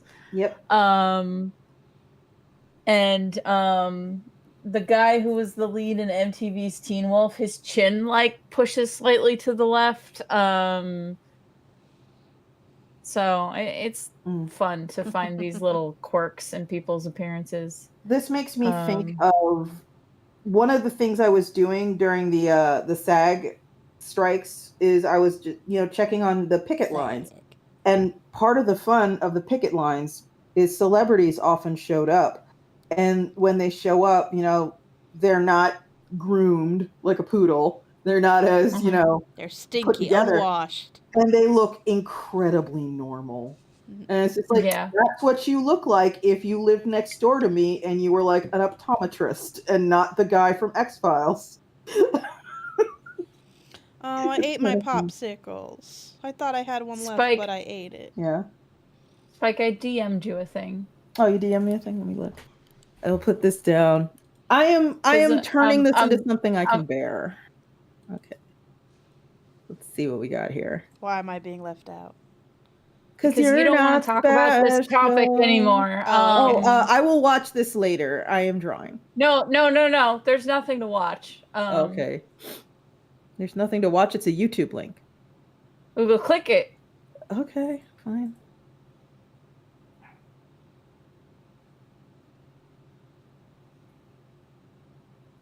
Okay. Well, now you have to tell me. Like, I know I said, but like now y'all are still. What is it? Tell me. James Somerton deleted every YouTube video that he has put up. And oh yeah, I saw that earlier. Yeah. Yeah, this is an hour long, so I'm going to go ahead. It's no. The thing I DM'd you, not the thing I put. Oh, okay. All right, let me look then. Is it? Oh, okay. So it is in here. All right.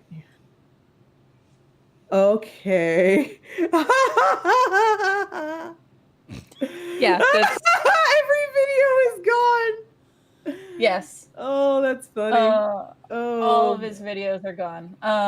Yeah, he's fucking gone to ground. He has gone dark. He is going. I think it's kind of over. I think it's over. I think it's over for him in a way it is rarely over for people who experience this. It is, wow. It's over. I will say, we often say, like, nobody actually gets canceled, but like... No, he just got fucking blasted off the face of it. I think, first of all, I think canceled, that's like a shitty idea and a shitty term and everything. But well, I mean, the whole idea was appropriated.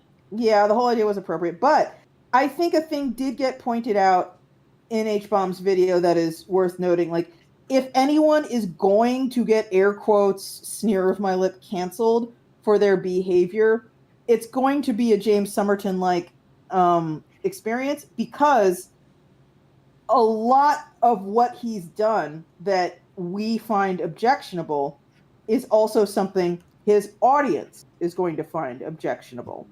Like, the audience that he has attracted would not approve of this way in which he has sinned. Yeah.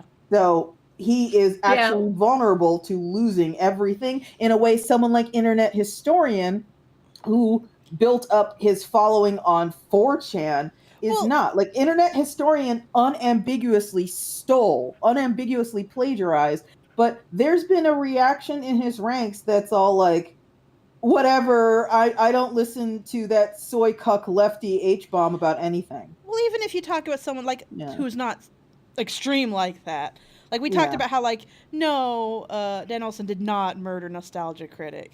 Like, no. His audience, like, they're not terrible people, but, like, they don't care. Yeah. They don't care Yeah. that he was deemed incurious. Like, what does it matter? They still enjoy Yeah, his exactly. stuff. Like, their ability to enjoy his stuff has not decreased because of that. Yeah, it's not a moral failing to not enjoy the wall. I think that video was not a murder. It was more just more something to give you, the viewer, something to chew on and think about. Yeah, exactly. It was not a takedown. No, it wasn't. Like, James Somerton was blasted to ash. It's like, it's not often you see something like that. Yeah, and so, like, he was so I feel like unambiguously in the wrong. I feel like the people who do get canceled for good, like I said, it has to be something that the creator's audience, like, they have to have done something that the creator's main audience cares about them having done. Also, they have to be, they're usually gonna be smaller or more marginalized. They're gonna be marginalized. Here's the thing with Here's the thing with Illuminati. If it had just been H-Bomb's video, I think Illuminati would have been fine. Just because like a lot of her audience does, they're just like, I just want to listen. I kind of don't care. However, they want a summary of things anyway. It's all the auxiliary stuff that was not relevant to his shit about, the drama going down. It's the manipulation and the taking advantage of people. Like, that's the people who come here for your anti-MLM and corporate bullshit are absolutely the people who are not going to stand for you, all your shitty business practices. Yeah. That's like, I think she probably could have bounced back from the H-bomb thing. It's the other shit. Like, I feel like by the time H-bomb's video came out, she was already done because people had found out how she treated her employees and how. And now it's it's just about who could she take down with her. I went to that Reddit that got mentioned in the video, the YouTube drama Reddit, before the video like took over their entire conversation. But like their talks before that video got linked and everyone was talking about that was, do you think that it seems like Illuminati's cancellation is going to stick? Yeah. And they're correct. Like, there's I feel if any of them are going to stick, I have never seen anything like this where she's trying to like post through it, as the kids say, and it's not going well. Well, I think what's going to happen is she's just going to rebrand and find a different content farm grift. Or she's just going to become a behind the scenes person for another YouTuber. No, because like she had her big fight before she was Illuminati with other people. Yeah. And she rebranded after that drama. And that's when she started using the triangle thing, because then you wouldn't recognize her face from the other thing she was on. And so if you rebrand, if I remember right. So if you look at Illuminati's channel right now, she has removed her triangle cartoon icon from every single thumbnail for the past year.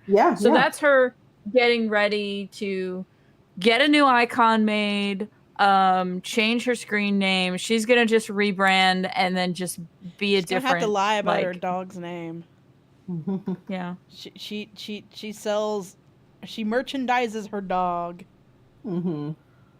Gotta get your dog a new identity.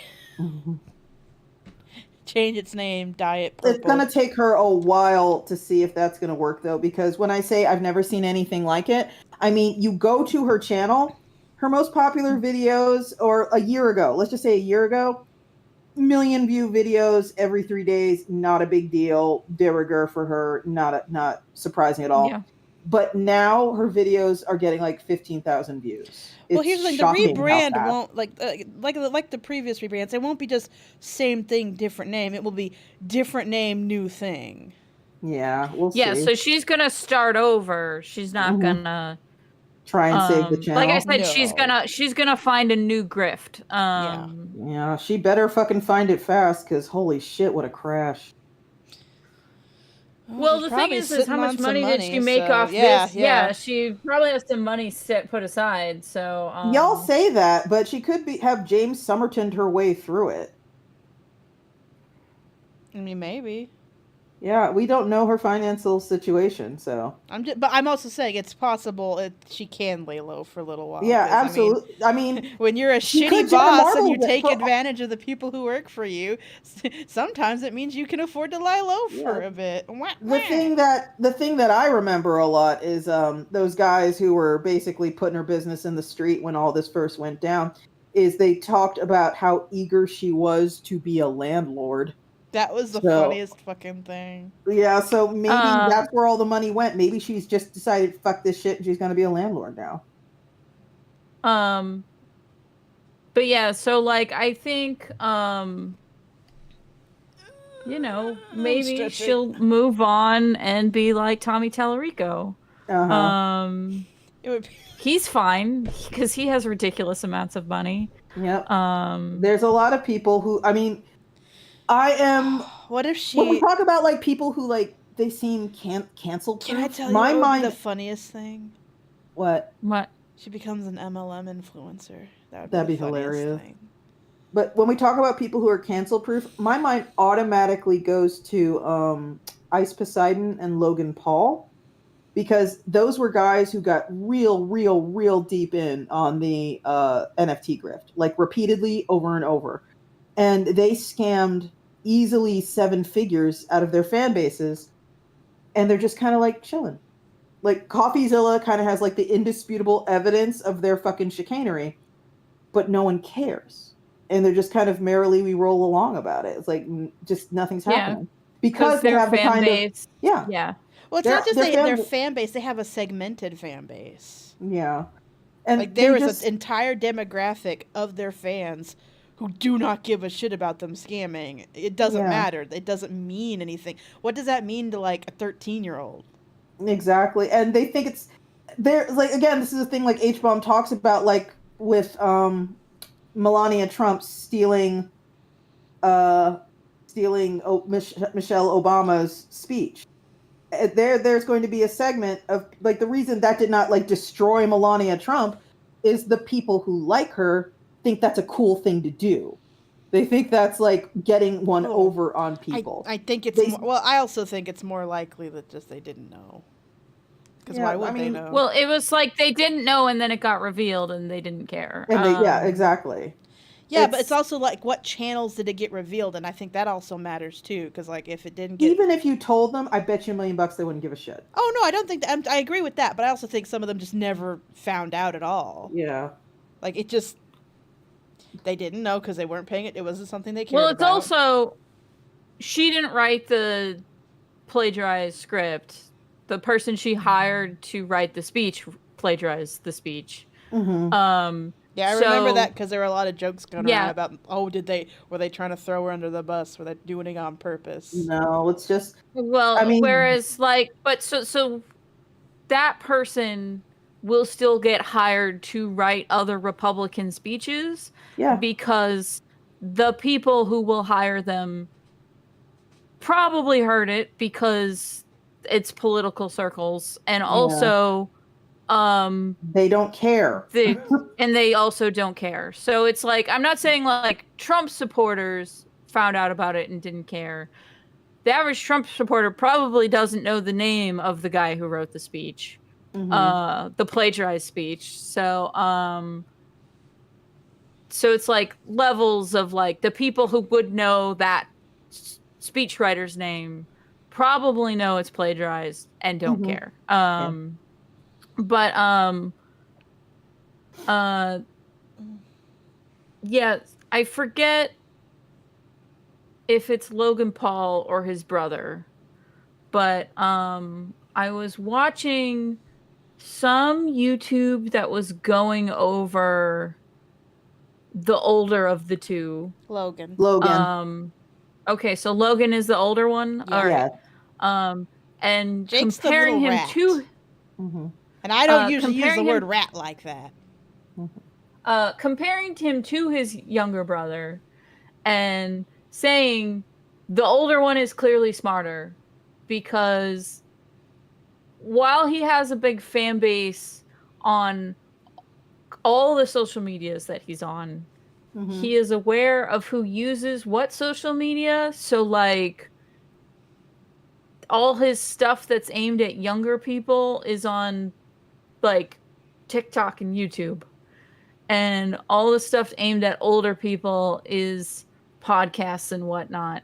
So, even if he got canceled in one arena and that fan base did care, the other fan base doesn't really interact or overlap with the other fan base. So, like, the guys he was shilling NFTs to was his older fan base because that's who has the money to buy NFTs. And the 13-year-olds following him on TikTok probably didn't hear about that on top of not caring about it. Yeah. Because he's not going to try to get a 13-year-old to buy an NFT because he knows they don't have the money to buy an NFT. Right. Yeah, I just saw a Copyzilla interview of people who invested in Logan Paul NFTs, and it's like, part of me is still just like, you're incredibly fucking stupid. Everyone warned you. But at the same time, I'm just like, just because you're dumb doesn't mean you deserve to be ripped off. And these are people who are like, yeah, I lost $125,000. And it's just like, and he'll never answer for it. I think He'll also, never like, it's answer not for just it. about being dumb. I think we're a level of online that we take for granted. Yeah. There are people who do not spend as much time online as us. Like, really, they look at the internet for maybe 10 minutes a day. Like, that is their exposure. So they are not going to understand all of his grifts. Yeah. They're just not. Yeah, so there is that you are the one that I saw post this, Spike, that image of the alien pointing to a piece of paper to a guy who is in like a tank top. And you're like explaining to a normie some internet drama. So like, yeah, I totally wouldn't be surprised if quite a few of those people just, they like the guy, they like his podcast. They literally have no idea because they just don't investigate it because they don't have the time. They are not online. They are not plugged in. Yeah, they just know that NFTs are kind of hot right now. It's a thing everyone's doing. And this guy seems pretty together. Yeah, he's a millionaire. He clearly knows what he's doing. The thing is, like, when it comes to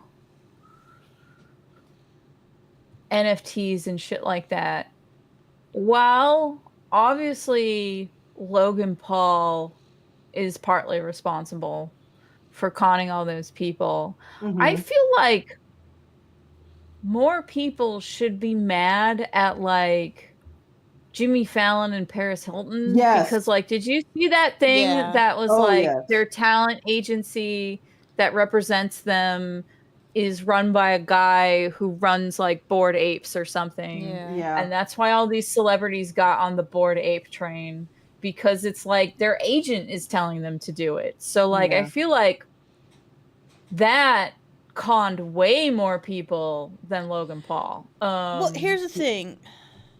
Here's the thing that you have to understand about Bored Apes is they really haven't had their big oh no moment. Like, yeah, it's kind of not great, but like it's never really reached scam levels. Like it kind of, I think by virtue of just being kind of the first, it was really successful, and it's not had like, yeah, it's not good, and no, these investments have already lost all their money, but most of the failures have been related to NFTs as a whole, you know, so like it's much easier to get people in on that one. It's like the good one. It still sucks and it's still bad, but it's the good one. Yeah. And I should note too that like the shitty thing about NFTs is you can't call the cops because somebody sold you something that's exactly what they said they're selling you, and it didn't accrue money because it's not a legal security. Like, these things worked. They worked in the sense as a scam. They worked as a scam I mean, because you they are. can call the cops, but you know. Well, I mean, you can't. They won't do anything. I mean, they worked as a scam because they are not covered as a security. They're not protected as a security, and they don't have to be sold like securities. You can literally just be like, line go up, buy it now. And Yeah. people who are not, the people who fell for NFTs are people who were soothed and cooed and told they were being very financially savvy. And the only way they could fall for that is if they are most definitely not. And that's kind of what sucks most of all. They were absolutely taken advantage of, and they were fed all these stories about millionaires, and they did not ask the sort of basic fucking questions that you ask when you do investment shit, where it's all like, I'm 45, right? My investment portfolio should look very different from someone who is 25.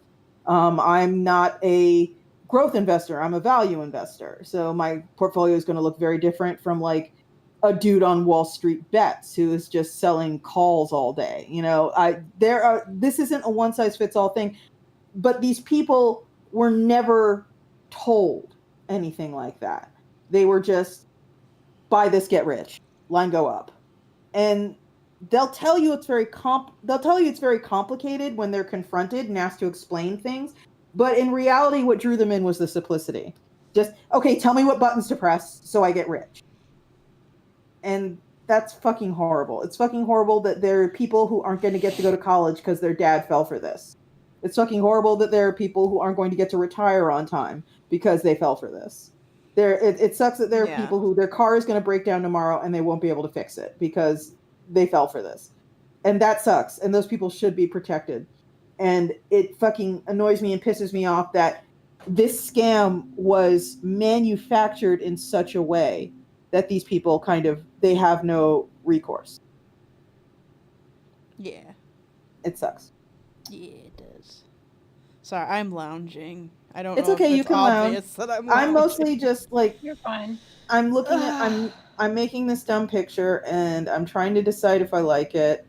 And I'm zooming in and then zooming out and zooming in and zooming out again and trying to figure out, is this really what I want to do? And I'm still on the fence a little bit. Where's the light coming from? Behind them. Okay. Because they are in a cave. If I turn on the layer, basically, they're in a cave and there are people behind them, and then they turn around and this page, which is totally blank, is going to be a full body single panel shot of the kind of people who don't like them very much.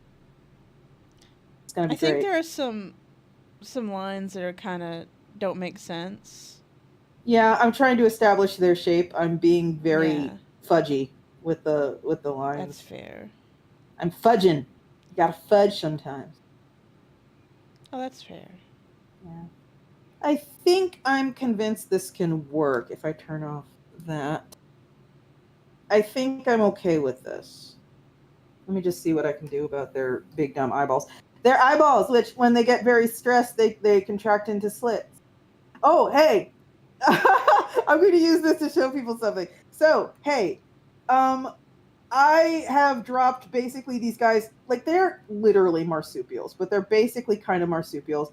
And they are kind of inspired by marsupial lions, which went extinct a bajillion years ago.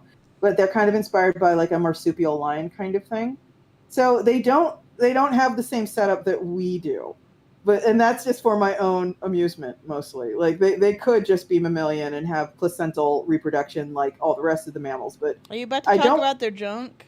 I'm not so much about to talk about their junk as a fun anatomy thing I realized the other day. So these two specifically, we got some boys here, right? So, but here's the thing. If you are a lady, let me just do this. I'm a lady. You're a lady. I'm a lady. Okay, so let's do a lady. If you're a lady marsupial, here's your head. I'm not a marsupial, though. If you're a lady marsupial, here's your head, and here's your torso.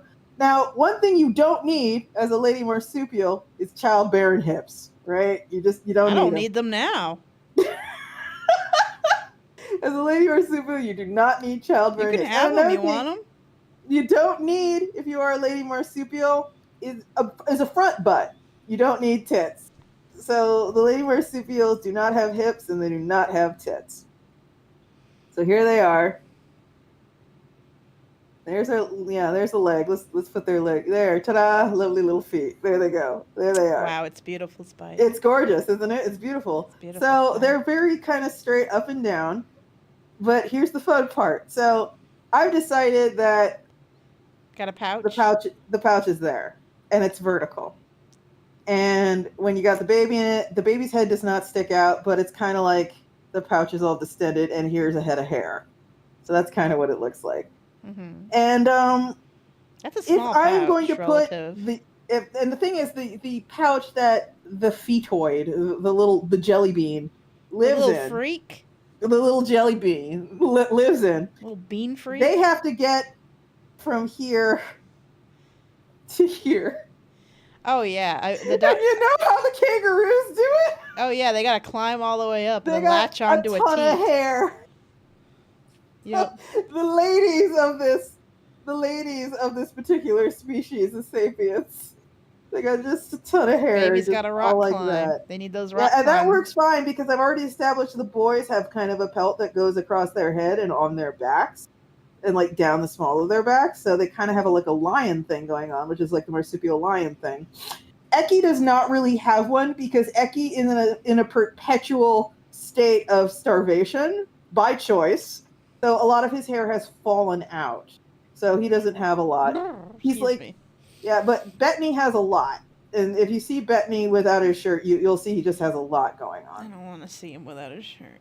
Yeah, you'll see him without a shirt. Don't worry. No, I And won't. So this is what Spike the ladies is- look like. Spike is forcing us to witness all of her fetishes. Oh my gosh, yeah, just a fucking big furry Kel? tail from Lady Crotch all the way up to the Kel. middle Yeah? of the dress. I Yeah? draw one of her porn scripts. Yeah, I've already been exposed to her fetishes. yeah.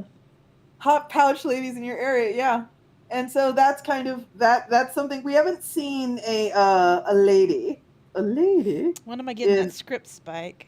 Yeah. Oh, yeah, we do have to finish that, don't we? Yeah. I don't want to burden you because I see you're having a ton of fun with the graphic novel, so. I am, yeah. Yes. But yeah, that's I don't know how married I am to that now, but it just the idea of it amuses me so much that the women have this thing for their jelly bean to climb all the way up to their pouch, you know. That just and It'd be that's really, considered- it'd be so funny if it was trendy to shave it and then like the baby Oh, just like yeah. fucked.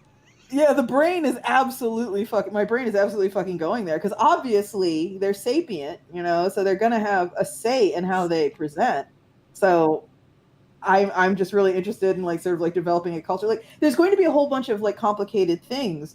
Like, human beings, What are like those? if when you get pregnant, you kind of like you When I don't have what? a choice. You're pregnant, you know. It's like, and it's gonna stay there. But the thing about marsupial pregnancy is there's a lot of leeway, and you are kind of always pregnant, which is a thing that kangaroos do. Kangaroos got one in the pouch and one cooking kind of at all times because that's how a kangaroo do. And if a kangaroo decides, you know what, the one in the pouch isn't working out, they basically scoop them out and dump them on the ground and leave them there because they have to survive. The mom decides it's better if I survive and I just start over with the new jelly bean than raise the one that's in the pouch right now. So I mean, they that's the plot of Hansel and Gretel. yeah. And abandonment is like when a female kangaroo with a joey in the pouch is Well, like running that's not from really a predation. 1-to-1 because there's not like backup children. Yeah, when a female kangaroo has a joey in its pouch and it's running and it feels like it's not gaining on whatever predator is after it, like a dingo or whatever, it'll dump the baby. It'll just do Oh that. yeah, quokkas do that. Yeah, like the way lizards will drop their tails, kangaroo moms will dump their babies. And so, like, a thing I've been thinking about a lot lately is like, how is this sort of genetic heritage going to manifest in a sapient species, especially with these three who are basically unwanted kids. They grew up, they're like fucking Dickensian orphan level unwanted kids. So What happened? Did someone get like dumped? You know, like, do I have to go into that? I don't know yet. I haven't decided. The only thing that's definitely a thing is basically Ta, who is, for folks who are new here, Ta is this one here, and this one here is Eki, and this one here is Bettany. Ta is the youngest, and Bettany basically raised Ta, which is why Towel and Brittany. Ta listens to Bettany when they don't listen to Eki. So, because basically, Bettany is And Ta's parent. Emerald City essentially. Comic Con. Yeah. But yeah, this is my new. Oh fuck! I'm still like eyelinered up. I just rub my eyes and my knuckles are black. Yeah, but this is my new recreation these days. Like thinking about dumb shit like this. I highly recommend it. I It's mean, very fun. I love also thinking about dumb shit for my werewolves to I do. like thinking about shit that's not dumb. I'm not calling my shit dumb. Well, it's very indulgent. I'm making a fucking comic about like Keebler elf Cossacks. No one's gonna want And to. I'm making a comic about gay furry rat girls, and I refuse to call it dumb. So like when I think of dumb shit for my werewolves to do, it is Connor and his husband like to argue like for fun. Mm-hmm. And I think the mistake people do when writing a couple that likes to argue is they get too mean, or they get like, this is an argument that like is disrespectful to one of the others, one member of the couple's fundamental beliefs. So I like to think about dumb shit that Connor and Jordan argue about that has no bearing on either of their lives. They're just it's Spike, it's like you and Matt arguing about whether or not that guy who lost all that money at the casino should have, like, how responsible is the casino? Right. That doesn't affect either of you. That is a silly argument to have. Yeah. And that's why you can disagree so fundamentally and then go about your days. Yes. Very much so. Very much so. So it's stuff like Connor and Jordan. I was in my head. I was writing an argument where they're arguing about whether or not aliens exist. And another, and so I like to find like stupid arguments that they can have. Spike, do you know about citrus eating in the shower? No, it is a very stupid thing that there's a Reddit community for. Yep. They believe that you should eat citrus while you're taking a shower because there's some primal satisfaction that happens because of monkeys sitting under a waterfall eating citrus. And it's completely ridiculous and made up.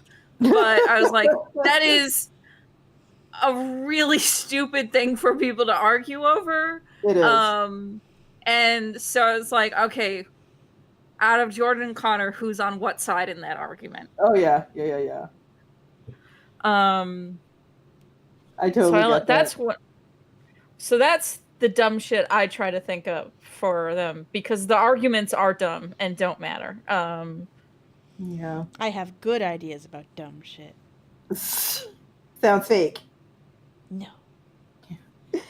One of the things I was actually, when you were married to me, by the way, this is a thing that I was is never kinda married to you. When you were married to me, and Matt can confirm Went this. out of my way to avoid this. One of the issues you're going to have to deal with is I'm going to like wander up next to you and I'm going to start describing the religion of like made up Cossack elf furries. And you'll have to sit there and you'll have to let me get through it. You'll have to let me get through it. And then this is the worst part. You will be expected to offer critique. I will not. Because basically what I did today in the kitchen is I wandered up to Matt and I described their religion, which isn't like a really solid thing. Here's my theory. This is my world builder's theory on religion, okay? My world builder theory on religion is based in reality, because when people manufacture gods, they manufacture them in their own image. So a shepherding culture is going to see God as a shepherd. A planting culture is going to see God as some sort of thing that produces like the earth, stuff like that. And Mhm. these guys, I keep, in case you don't know what a Cossack is, a Cossack is a Rus person who during the A rooster. formation, RUS, a Rus person, that's where Russian comes from. These are Rus people. That during the formation of the Russian Empire, their ancestors were serfs who were basically enslaved to the land underneath their feudal, not like it's not a feudal system, it's completely different, but they were enslaved to the land under their lords. And essentially, some of those serfs went, "This is bullshit, I'm out." And they took their herds and they left their lands against the law, and they went out into a steppe sort of area where it was frankly more trouble to pursue them and try and bring them back than it was to just let them go. And so the Cossacks are kind of like these free spirit, free riding people that are herders who are descended from agrarians, but they have a lot of contempt for agrarians because of how they live. And that's kind of what inspired these dudes right here. That's what inspired these dudes. That they're not actual Cossacks, but they're inspired by Cossacks. And what they decide is going on religiously for them is, I describe it, the feral cat colony approach to religion, where they believe in gods, but the term gods is like really fuzzy. It's not, here's the thing that created Earth. They kind of think of it the same way. If you are on a farm and you accumulate rats, you understand this kind of be part of farming. They think that humanity just kind of like, if you chill in a spot too long, you accumulate gods like you do a feral cat colony or rats. And a feral cat colony has its plus and minuses, and having tons of gods around you also. What are the pluses? No rats. That's why people have barn cats. No rats. But yeah. That's it. I mean, I'm sure Yeah. there are more. I'm not super familiar with living next to a feral cat colony. But yeah, the idea there is these people don't like the idea of I'll tell too you many what, gods it's free in one cats. spot. And they also don't like share gods. They all have their own gods. And the same way people like cultivate a sourdough starter, they kind of have cultivated a stable of gods in each kind of family. Gods aren't like public You domain. make a lot of weird metaphors. Thank you. But yeah, the problem with these three is that in They're this ugly? culture, I don't think they're ugly. I don't either. I just thought it'd be funny to say. I think they're kind of cute. But the problem with these three is that in their culture, everyone's convinced these Sorry, guys I'm have. full of popsicles and I'm very sassy right now. That's okay. We only have 7 more minutes. What? I'm They not are- rushing us along. I'm explaining why I'm sassy. Yeah, I just want to get this out because I like talking about it. Yeah. But yeah, basically everyone is convinced these guys have no gods because who would want to be around them? They're gross and they smell and they have lice and they fucking steal. They're garbage people. So no gods want to hang around them. And also they have terrible luck. And again, these people think kind of luck is a genetic factor the same way eye color is a genetic factor. And these guys have terrible luck. However, the problem kind of arises with Eki here because Eki is sort of a self-appointed shamanic kind of dude. And he, like, shaman's harder than all the other shamans. He's, like, crazier and more fanatical and weirder and does crazier shit than all of them. So really, he's, like, a, air quotes, better shaman than, like, your shaman. But the thing is, according to their belief system, he can't be because he doesn't have any gods. But the thing is, he's so fucking crazy about it, you kind of don't want to risk it. Like, what if he's right? What if he is in communication with all of the shittiest gods imaginable? And they're going to make all of your herd fucking miscarry and kill your mom. What if he's for real? So he's kind of got that going on in his favor, which is why he doesn't get fucked with. So it's like, I don't believe in demons, but I don't want to cross a lady who keeps talking about being possessed by demons. Yes, exactly. So that's kind of. Oh, finish your thing. Yeah, so you don't really believe him, but you also aren't gonna go up to him and like give him a cuff upside the head, because what if he goes home and makes a doll of you and your dick falls off? You know, like you don't know Another that he won't dick. do that. So Because City Between is in a more futuristic setting, um, people are not as fanatically religious. But like there is still religion in the city and the world because, you know, of there's course, still religion in our modern world. yeah, But so what I've been having fun with is schisms happen in religions all the fucking time. right. So starting with what was the core belief and then where did the schisms happen? So like one of the City Between religions is they're called the Zoetics, short for the Zoetic temples, because they're basically their core belief is your body is a temple. Taking that, and so the disagreements are like, do you get tattoos? Well, if your body is your temple, like you want it to look nice, so paint it however the fuck you want. But then you can have a schism where it's like, well, no, because those are like scars and you're harming your body, like you're disfiguring it. And since it's a future where there are like robotic prosthetics, like this one section of this religion has become very popular with transhumanists, because if my body is a temple, these robot parts will improve it, and then my temple is better than yours and has cooler stuff. My temple is a tank now. My temple Yeah, is way basically. cooler. Yeah, and it's gonna last longer. But then you also have like the purists who are like, no, don't do that, don't get piercings, don't like and so there's the next City Between story. Rebecca is working for a pop star who has robotic legs. And I was gonna have and she is asked to speak at like a Zoetic temple like event thing. And since she knows the gist of it, she's like, do they actually want me or do they want my legs there? Like, is what she asked her publicist. Like, does it matter? Go make money. Yeah, well, it's also like that's one of the main conflicts of that story, is that this pop star is like, I'm not like just this one thing, I am everything. So I've been having fun with that. My temple has a pyrotechnic show every night. Yeah, basically. And lasers and that'd fog be rad. machines. Yeah. Because like and a puppet show. I feel like a mistake of some sci-fis is they put technology and religion as opposites, whereas like no, sometimes those things can like mush together, or like they'll adopt some scientific thing because it's convenient. For sure. For sure. Yeah.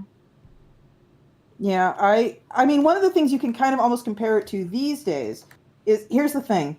Religiosity in America is trending steadily downwards and has been for a while. Like, fewer people are going to church all the time. That is a simple fact of America. And churches want to survive. So, yes, there's always going to be the weird hardline church that's off in the corner somewhere that insists you're not allowed to shave your beard or cut your hair and all women must wear dresses at all time. There's always going to be something like that because people like simple answers, and there's nothing more simple than fundamentalism. Simple answers. There you go. But churches that don't want to be that, they are going to compromise. Even if it's a compromise that a generation ago would have been unthinkable. And when I say that, I'm thinking along the lines of, yes, we will allow same-sex marriages in this church. Generation ago, unthinkable. Insanity. But if that church wants to keep existing, it'll go with the times, no matter what its holy book of choice says. So, yeah, I get it. Yeah. So, and then it's also like, I think with that basic concept, I used it because it is like flexible and you can understand what the argument for both sides.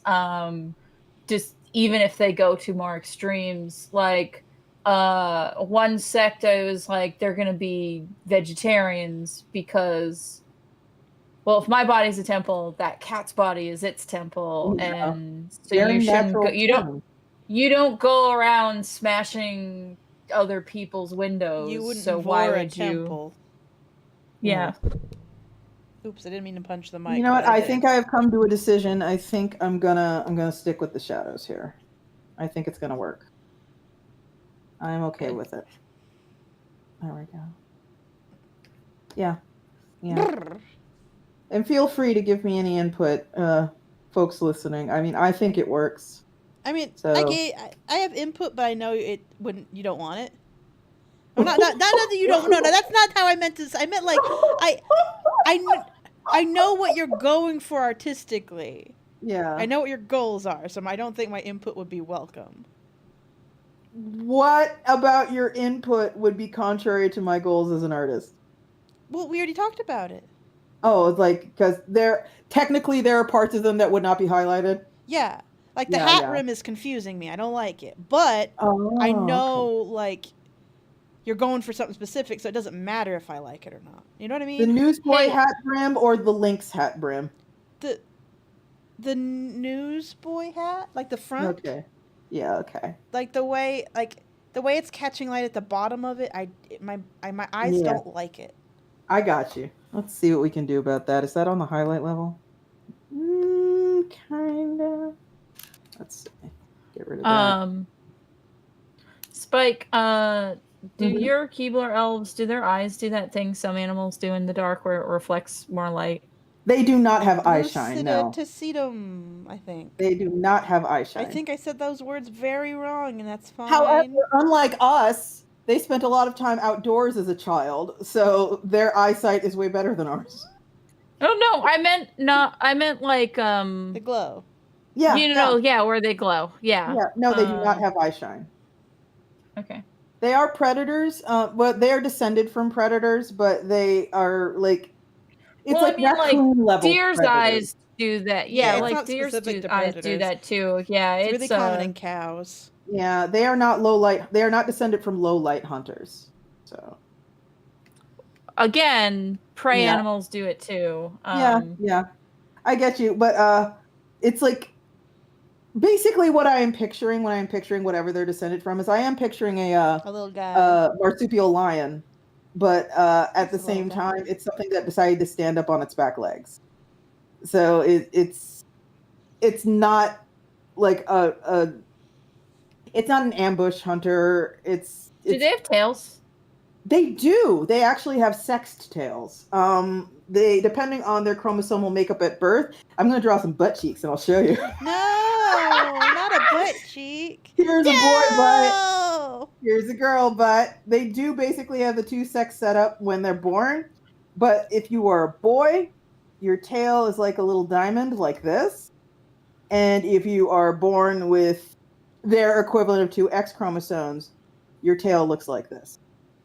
So they you have either sex got tails. a corgi tail or you got a kitty cat tail. Yeah, basically. Well, more like I'd say like a hamster tail. It's not quite this long. Oh, tapetum lucidum. I think I like swapped the Yeah. way they're pronounced. Yeah, so they have sexed tails. So there is a unambiguous kind of thing going on, even though the double X chromosomes do not grow up to have front butts.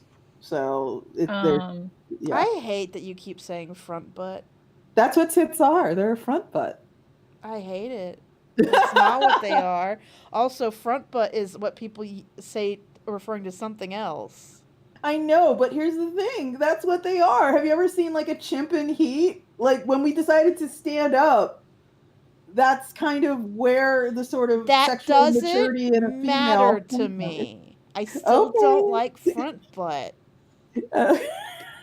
Amanda is opposing the term, Yeah. not the. Because Origin. whether you're referring to genitals or boobs, it just makes me think it's gonna poop when you call it a front butt, so I don't like it. That is definitely someone's fetish. Not mine. Oh, that's great. Just Implicitly imagining somebody not commissioning mine. very specific artwork from some like poser artists. He needs to poop.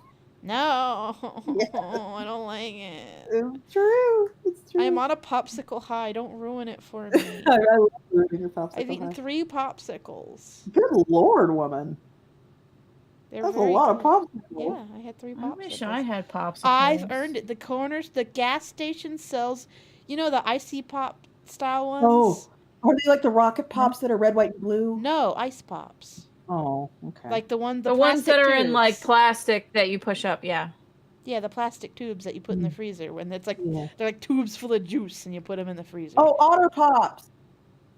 I guess. Yeah, I grew up calling those Otter Pops. Well, that's a specific brand of. Yeah, we freezer Kleenexed Pops. it. They were all Otter Pops, no matter who made them. But the gas station down on my block sells those for like $1, so I got 3. Aw. And Well, I'm also glad you got a ginger chance ale. to have some Otter Pops. And also an energy drink because after this I'm taking a nap, but then I gotta go get to work. Oh, okay. Well, good luck at your new day job, Amanda. No, I'm gonna work on comic stuff tonight. Oh, okay. All I got right. flatting to Amanda's do. gonna draw. I have yeah. many jobs I must do. I know the fucking feeling. Oh god, I really I'm so into the fucking Geek Show like I haven't been before because now I actually get a chance to fucking draw. I See, how this it is why I've been drawing the entire time we've been doing Geek Show. I'm full of good ideas. Honest to God, even if no one reads this fucking weird comic, and I wouldn't fucking blame them because it's so fucking dumb. It's nice to be able to be going doing to something. wedgie you. Stop calling your comic dumb. It's just so fucking this whole is made Stop for it. me. No. If it was bad, would you be spending your time doing it if you thought it was bad? Probably. You waste your time doing things you think are bad? Well, no. All right. I don't know. I don't think it's bad. I'm willing to accept I might be wrong, and the things I think are good are bad. I think the target audience for this comic about fucking Cossack turned Bolshevik Keebler elves, the target audience for this comic could fit in an Escalade. That's what I think. And that doesn't make it bad. It makes it That's niche. true. It doesn't make it bad. That's true. You got me there. Like I said, I'm willing to accept that the comic ideas I think are good are bad, and I just don't know it. However, I would not be working on the comics I want to make if I thought they were bad. Yeah. I don't think this is a bad idea. I think, honestly, a lot of the reason I'm working on it is I want to see if I've got the juice to land it. It's just, can I make you care about these guys? I know no one cares about them now because we're only 40 pages in, but I want you to care about them because they're weird and complicated dudes. Bettany committed 5 felonies in the first 20 pages. Felonies never stopped people from loving each other. Yeah, but I want you to still like him and root for him, even though he is clearly so accustomed to killing people it doesn't bother him. What are you trying to say, Kel? Spike, I got great news for you. What? People love murderers. It's their favorite thing to watch. Yeah. Exhibit 1, Hannibal. Exhibit 2, Killing Eve. Exhibit 3, almost all of the Tumblr boyfriends. He's going to be a sad, vulnerable little boyfriend because there's this song. Is he going to be a sexy Tumblr man? Yeah, he's going to be a sexy Tumblr man. That's Tumblr. I'm doubtful, but he's just going to be a dude. You just got to give him. You just got to give him a top hat, and then he'll fit right in with all the sexy Tumblr men. And he'll have to sing a song about how lonely he is. No, they never do that. They sing songs about murder. Okay, fair enough. It'll be Johnny Depp in what's that guy? The barber who killed people. The Sweeney Todd. Yeah, he'll be Sweeney Todd. Did Sweeney Todd get Tumblr manned?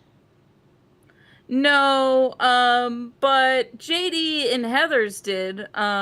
So he sings a song about murdering people in the musical. I see. Okay, I think this. You know what? I'm gonna add Like Uh, a little dumb thing. so Spike, Yes. speaking of murderers, Yes. you love stories about horrible people. Yes, do I you do. know that John Landis is a murderer? Is this because of what happened on a movie set where he killed like Yeah. multiple children? Yes, it Okay. is. Yes. I don't like that kind of murderer. Well, I you don't like like any hearing kind of those murderer. stories. Yeah, I heard about that. I think that was, what was that? Not Close Encounters. It was something else. It was the Twilight Zone, and Zone. one child was cut in half, and the other was crushed by a helicopter. Yeah. And my favorite very subject. much like Alec Baldwin, he just never answered for any of it. Alec Baldwin has more plausible deniability. Wait, than I John thought Alec Landis. Baldwin was absolutely getting like. Charges got dropped. Oh, okay, because I thought they were going through. Yeah, there was but the so- he might answer for it, but it never But came. so he has more plausible deniability than John Landis does, because Alec Baldwin, it is a cascading effect of his decision to cut corners on the set. So like that causes the props to not be put together the way they're supposed to, which causes him to accidentally shoot and kill someone on set with the quote-unquote prop gun. John Landis he was told, you cannot have children on set at night. And he said, we will pay the parents under the table to get them to break the law. Yeah. And now their children are dead. And then Not he just was that. told the pyrotechnics are too close to the helicopter, and that is dangerous. He was told that by multiple people, and his decision was to put them closer to the helicopter. Also, they didn't. So also, they didn't tell the pyrotechnic people that there were kids involved. Yeah. If I remember right. They hid it from the fire department, who was watching to make sure the pyrotechnics were safe. So like Alec Baldwin, he killed. That's more manslaughter. John Landis is a murderer. Like that's what I mean. Like, John Landis is a murderer. You do not. No, I have absolutely no. So like Alec Baldwin, I think, has more plausible deniability. He is still a piece of shit that got people killed. Yes. But it was an accident. Yes, Ryan Estrada is here. He says, and Landis went to the funeral of the victims after being disinvited and gave a speech about how they would have thought the movie was worth it and it was the best thing they ever did. No! Yes! He did it! I didn't know about that. He did. Oh my god! He didn't do that at the children's funerals. He did do that at the adult he got killed's funeral. Oh my god! That's unbearable! No! He did it! No! Oh my god! How was he not ripped to shreds? Holy shit, how do you do that? How do you fucking do that? That's sociopath shit. That's psychopath shit. Yeah, so this is like wild that like because I knew that he got people killed on set. And I recently listened to a Behind the Bastards episode where they went over the details about all the steps that led to the death. And there were almost more deaths on set before the helicopter crash. Because basically they were shooting a scene that was supposed to take place during the Vietnam War, and the like American soldiers were supposed to like machine gun to get rid of like the underbrush and clear it out of the way, and the pyrotechnics they had weren't clearing the plants out of the way as quote unquote realistically as John Landis liked, so he had them use real guns. And if the stuntman wasn't pulled out of the way by another actor who was just off camera, he would have gotten shot and murdered. So all kinds of like horrible, gross mismanagement going on there. I have so much fucking reference for Blackada. It's kind of crazy. For folks who are wondering what I'm doing, I'm sitting here right now scrolling through my giant Blackout reference folder, and it is So big. So it big. is we've been doing this for 2 hours and 14 minutes. I started Mhm. this with 0 energy. Mhm. The popsicles are how I made it through. I'm seepy, and I still Okay, got I'm just comic going to flatting show. to do. No. I'm going to show everyone a mysterious image, and you can all sort of enjoy it and know I have saved it as reference. Okay. I'm glad that I could let Ether Tales know that John Landis is a murderer. There. I just wanted to. Spike show would. that. Oh, that's Spike, me with flan. Kristen Cheney is bringing up in the chat that the parents of the children were Vietnamese immigrants. Yeah. And didn't speak. One of them did not speak English. Yep. So no, they weren't Vietnamese immigrants. Their kids were playing Vietnamese kids, but this was they didn't speak English. And so then he had a Vietnamese actor explain to them what was going to happen, only to learn that they were Chinese immigrants, so they did not speak Vietnamese either. So they just shrugged and were like, well, we're just going to do it. Yep. So the kids had no clue what was going on. The parents had no clue what was going on. Okay. Like, on top of the kids. So, like, this isn't even theater parents being like, my kid can be on a dangerous set. I want them to be famous. This is my in with Jonathan Landis. Yeah. Yeah, this isn't even that. This is like multiple levels of no one knows what's going on. Everyone who does know what's going on is telling him not to do this, and he just does it anyway, and then 3 people died. Nothing happens to him. Thank you, Daryl. It's just a retail job, but I'm still grateful to have it. Yeah. So he should be in jail. His son should also be in jail, but for different crimes. For art crimes. Actually, no, I don't want to know because I want to lay down. Okay. He did not kill anyone, but he did sexually assault multiple people. Oh, okay. He's also a terrible screenwriter. Anyway. Yes. All right. I think we should end it here. Max. Less people defend Max because his movies are bad. That is such a hard, gross truth.